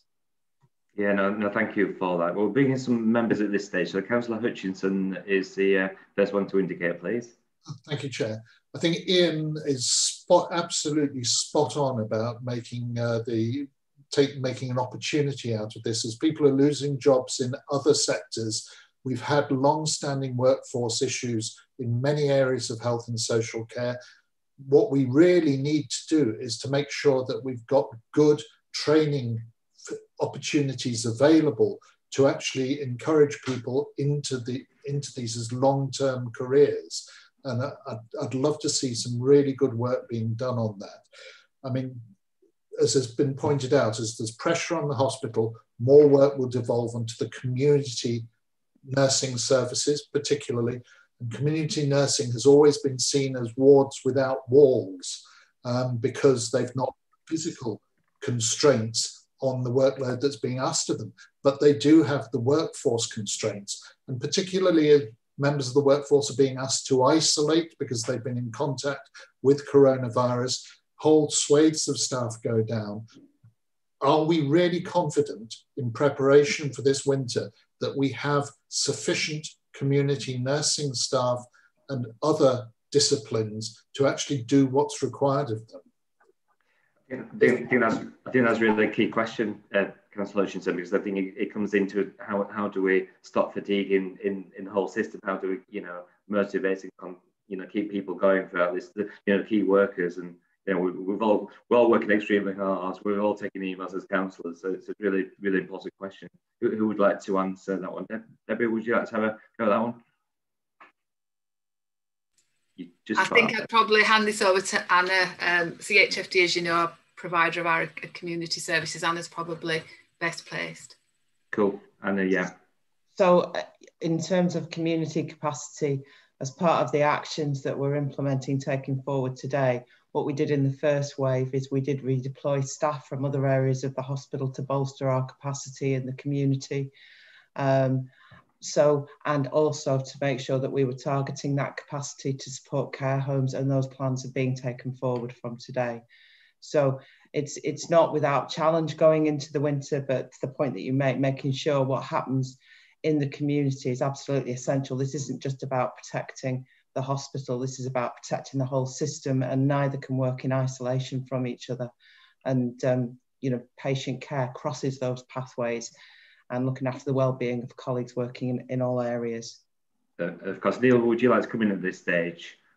Yeah, thank you, Councillor Magra. Just to sort of add to sort of Anna's bit, there is huge investment within primary care from NHS England, but it's over a long period of time.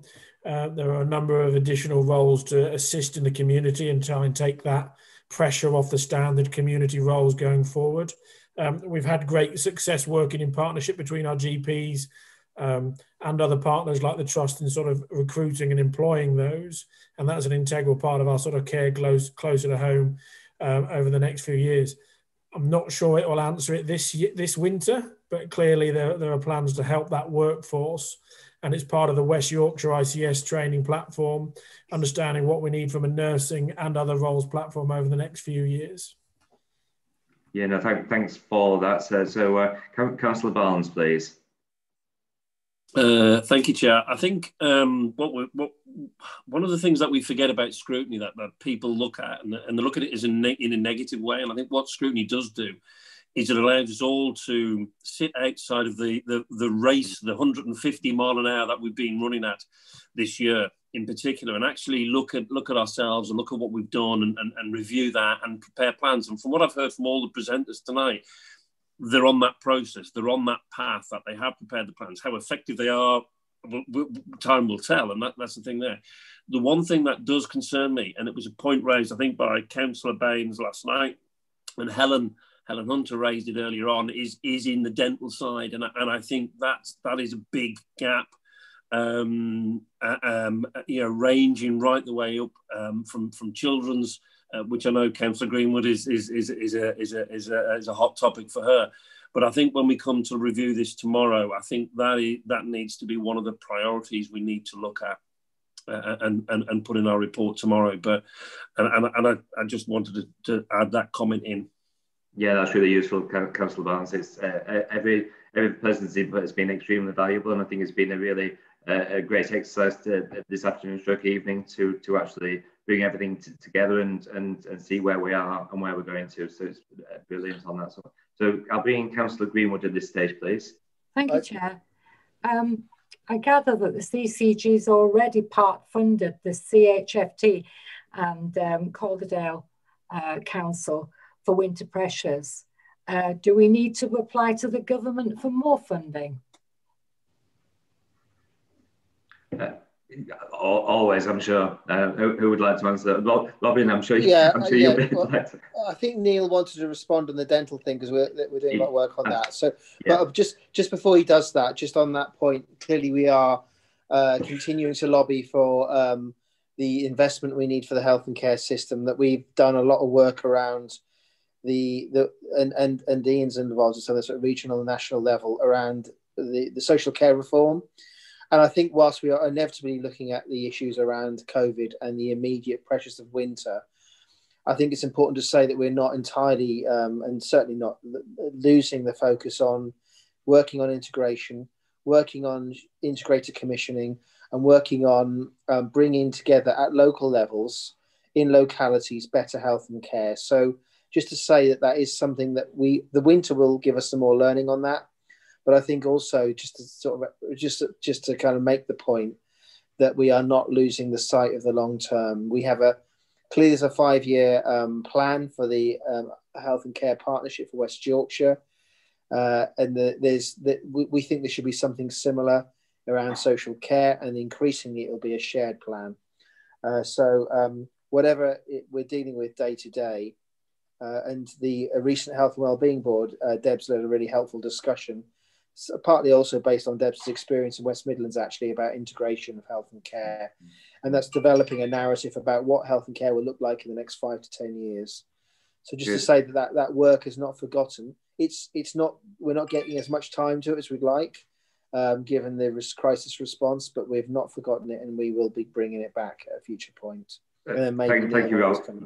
Yeah, thank you, Rob. And I'm sure your involvement in the with the CCG now will move things in a more joined up thinking and move forward. So thank you for that. So I'll bring in the councillors first, and I'll bring in back Neil in terms of dentistry. So I've got Councillor Stephen Lee now.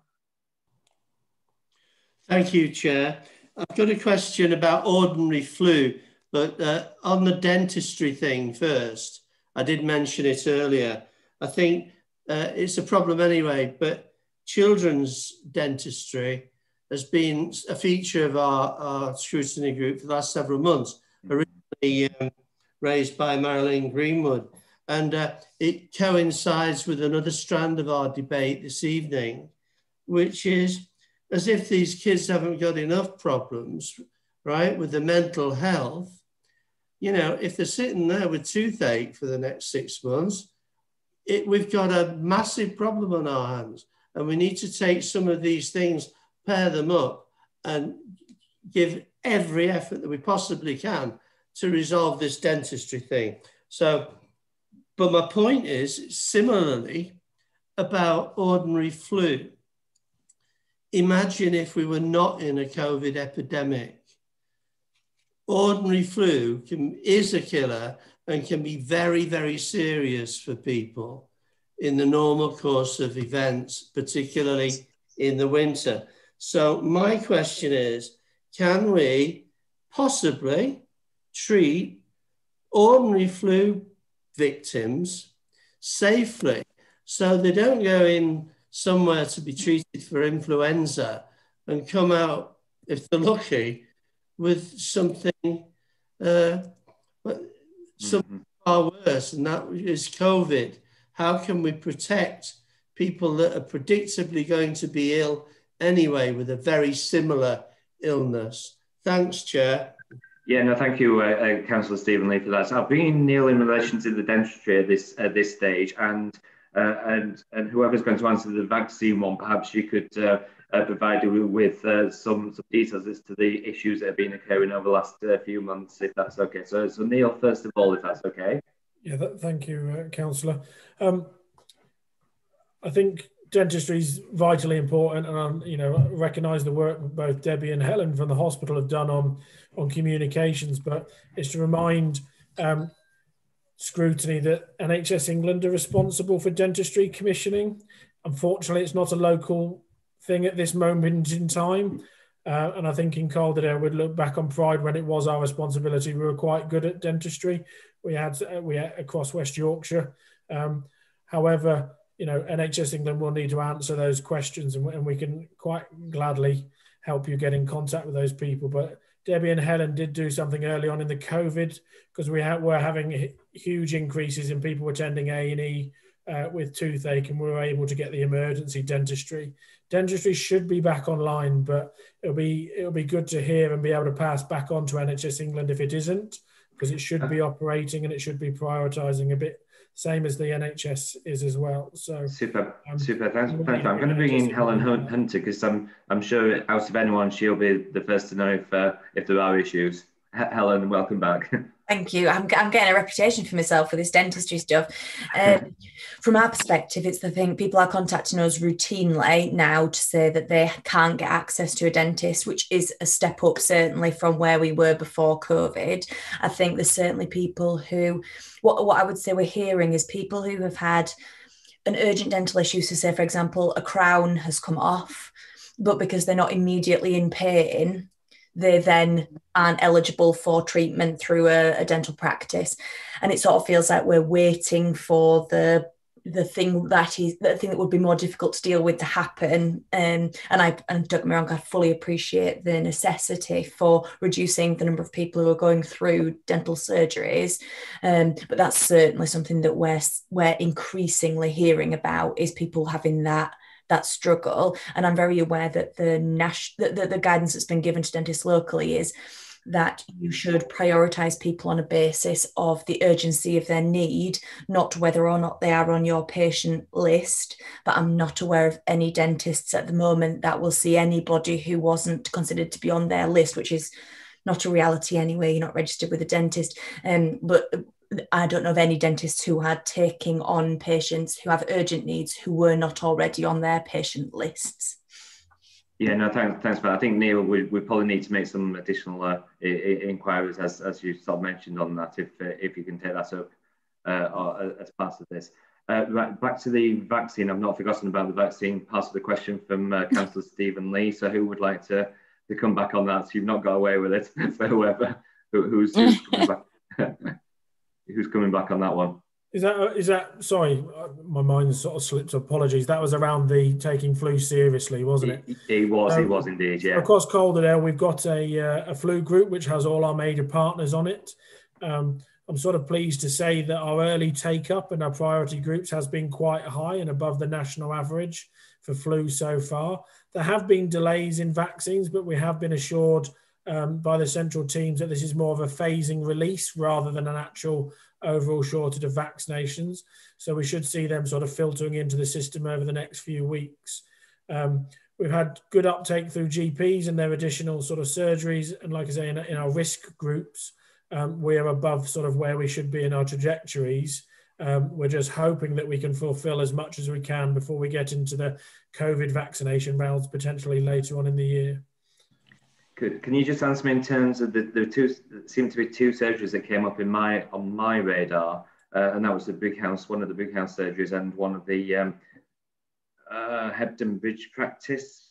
That there were shortages, that people couldn't get, people were struggling, they were sending people to Boots instead. I don't know if you were aware of that. I'm not aware of them redirecting them elsewhere, Councillor. Right. I'm aware that supplies have started to flow through again. Right, okay. And I think it's recognised the high demand that we've seen across primary care that sort of wasn't envisaged. We were expecting an increase, but probably not as high an uptake as we've seen. Chair, I'm sorry, my question wasn't about the vaccine. It was this, that heaven forbid, if some poor person is very ill with flu, whether they've had the vaccine or not, and they find themselves in trouble, and they need to go into hospital, can we somehow make provision for that treatment that doesn't cross over anywhere with other people with acute respiratory difficulties, with COVID? You know, this could, you know, it could be the worst thing possible for someone that's already ill to go and catch something that's worse. So it wasn't about the vaccine. It was about, are we geared up in the next 6 months to treat other things that we know are likely to happen during that period? Thank you, Chair. Thank you. Well, at the same time as mentioning that, I know we're not talking about vaccine, but it's really what the panel, I guess, are quite intrigued and interested is implementing a COVID vaccine as well. So it's not just the flu vaccine, but the COVID vaccine as well. And where are we and where we're moving to? So, Neil, do you want to come back on that? Sorry, could you repeat that, Councillor? Yeah, it was asking in relation to the COVID vaccine. So whereabouts are we in relation to that? You know, how we've been asked to sort of look at it regionally and mobilise for potential 2 phases of high risk people in December and then some in January. It's early stages. We're in early meetings to understand the capacity and constraints of doing that. I've not got a lot more information at this moment in time, I'm afraid, Councillor. No, indeed. And if we can go back to Councillor Stephen Lee's question about if you're hospitalised. Anna, would you like to come back on that? The current processes when you are admitted into hospital now is that patients are tested, and patients that are positive for COVID are segregated or treated in separate rooms, in their own in single rooms, so that the whole basis of the protocol is that there isn't that exposure to COVID for patients who are COVID negative, are not co-located with COVID positive patients. So what you've described about preventing the acquiring COVID whilst during an inpatient hospital stay is very much the intent of all the processes that are in place now regarding that testing on admission and about the spaces that patients occupy during their admission. Excellent, thank you for that. And Helen Hunter, do you need to come in at this stage? I think I've seen you indicate, but I might be wrong. Not right now, thank you. No, sorry, yeah, that's fine, perfect. Right, Councillor Hutchinson, sorry, my apologies. Councillor Hutchinson. Chair, I think one of the biggest challenges that face all of us in our different roles is to maintain the trust and confidence of the people of Calderdale and keep them on side with what we're trying to do. I would love to see less focus on regulation and much more on kindness, care, and good manners and respect for one another. Are there thoughts on how we can actually maximize that so that we don't run into problems with people just lapsing into despair? Good question. Who would like to answer that one? Oh, Debs, thank you, that's perfect. Hi, yeah, I think it's a really important point, and I know that you know, increasingly the public health team have been getting questions about how people can get around restrictions. You know, how can we, which is really, it's almost distracting. The detail of dealing with all of this, almost distracting us from the really simple stuff. So which is stay away from other people, you know, isolate if you're positive or have got symptoms, and be kind to each other, absolutely. And so one of the things that we are doing in the council is we're doing a campaign about the 3 big things we can do to try and really go back to basics and really sort of simplify some of the messages. And there's another fantastic campaign that the Local Resilience Forum is doing as well, which is around focusing on what we can do rather than what we can't do. And again, lots of ways of inviting people to get involved in that and show how they're sort of adhering to the rules, but doing good things, you know, doing great things. So I think it's an excellent point, Councillor Hutchinson, and it is really important that we remember that we're doing this because we, you know, we're doing this because we want to, you know, be good to each other, look out for each other, and bring these infection rates down. And it's something about not just for ourselves, but for our communities as well. So I think it's a really, really helpful suggestion. Thanks, Deb. So that's Robin. Yes, please come in, Robin. Can I just add? Sorry, I think I take Councillor Hutchinson's point. There'll always be an element of regulation. I think it's a bit like children's services. I don't think that Ofsted is going anywhere. I think there's an element of that is just there, and it's a regulated service because we're clearly making decisions every day at all levels that are affecting people's lives and sometimes fundamentally affecting people's lives. So I think some of that is there, but I do think that there is a strong ethos of kindness. It's clearly core to our vision. It's core to a lot of the work that's been done in place, and the local voluntary community sector are a shining example of that, but it's also true of the statutory partners as well, I think.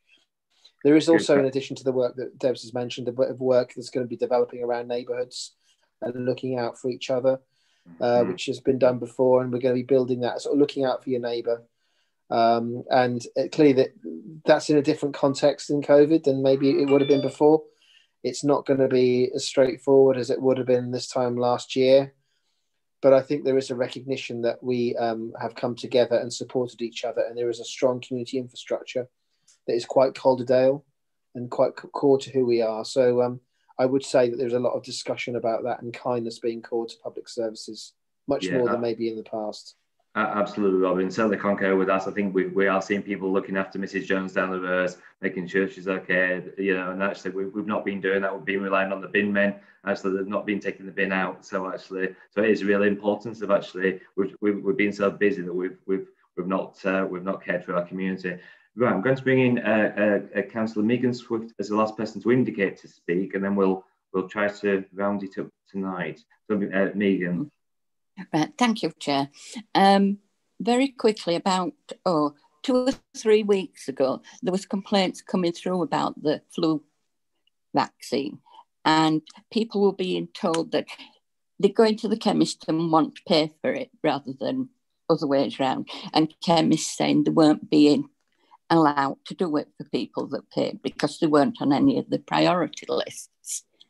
I then tried to find out what was happening with this, and there are stocks and stocks and stocks, I quote, in warehouses up and down the country. The person I was talking to said their first priority in a couple of weeks, and it's about now, would be to finish care home staff and residents because they haven't been done yet, and then prioritise and move on each time the government thinks we need to have some sort of regulation to do it. I'm concerned that when we talk, and I think it might have been Ian, but not blaming him, but when we're talking about some people having this flu vaccine at the end of January, February next year, aren't we 3/4 of the way through the flu season? And aren't we missing the, the protection it can give us? Thanks, Chair.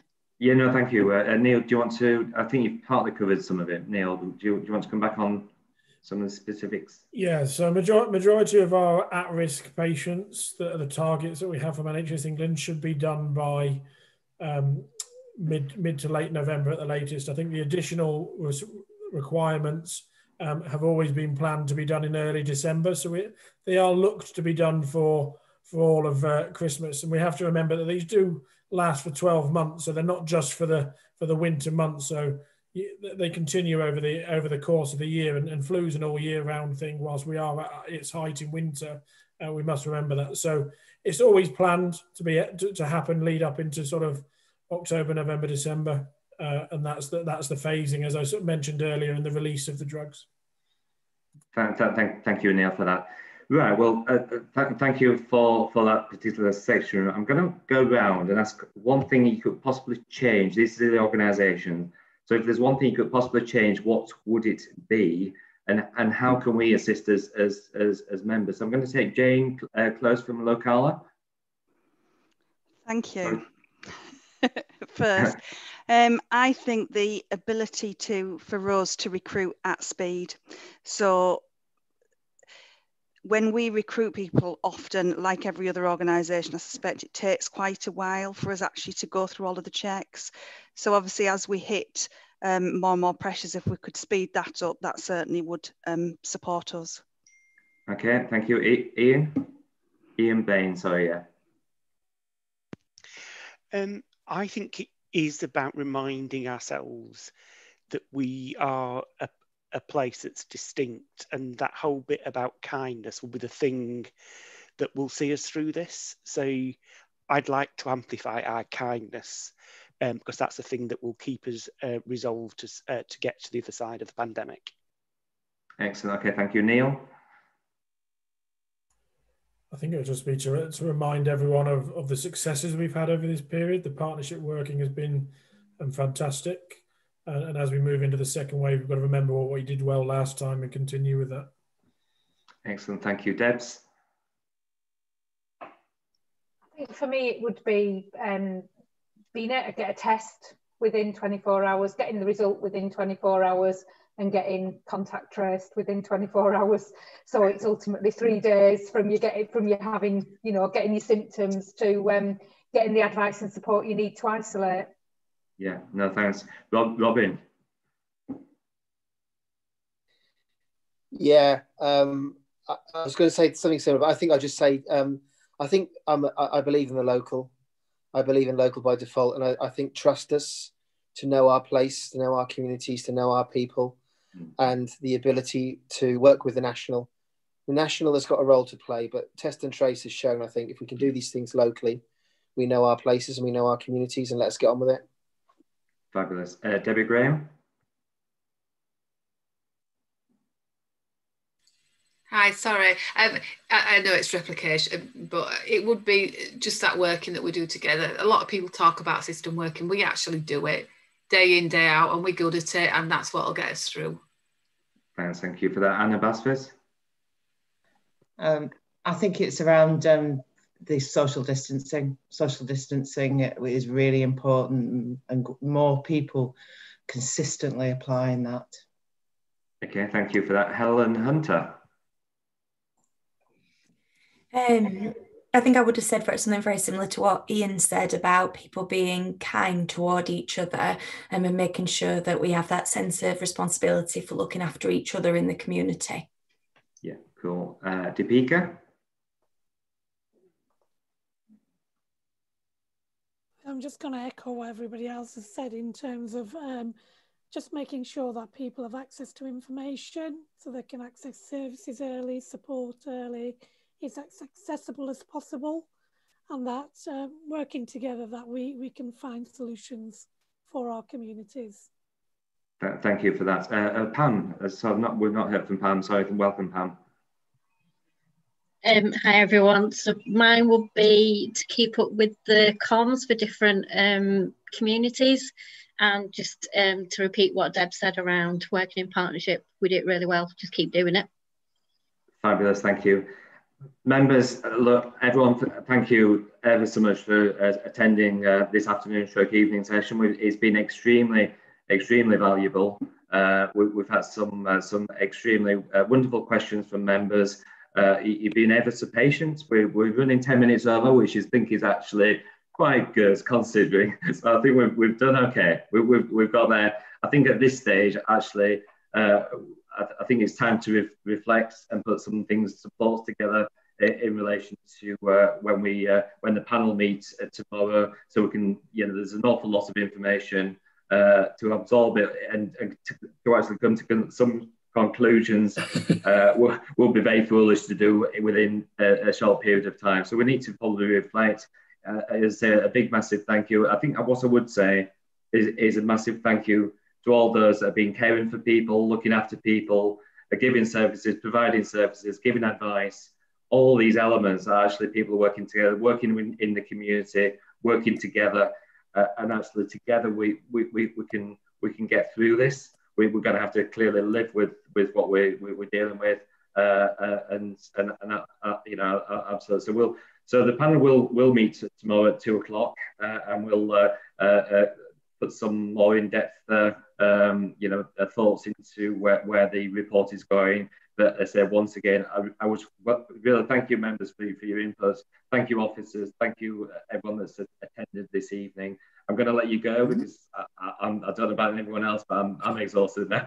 So well done, everyone. Thank you so much indeed, and take care.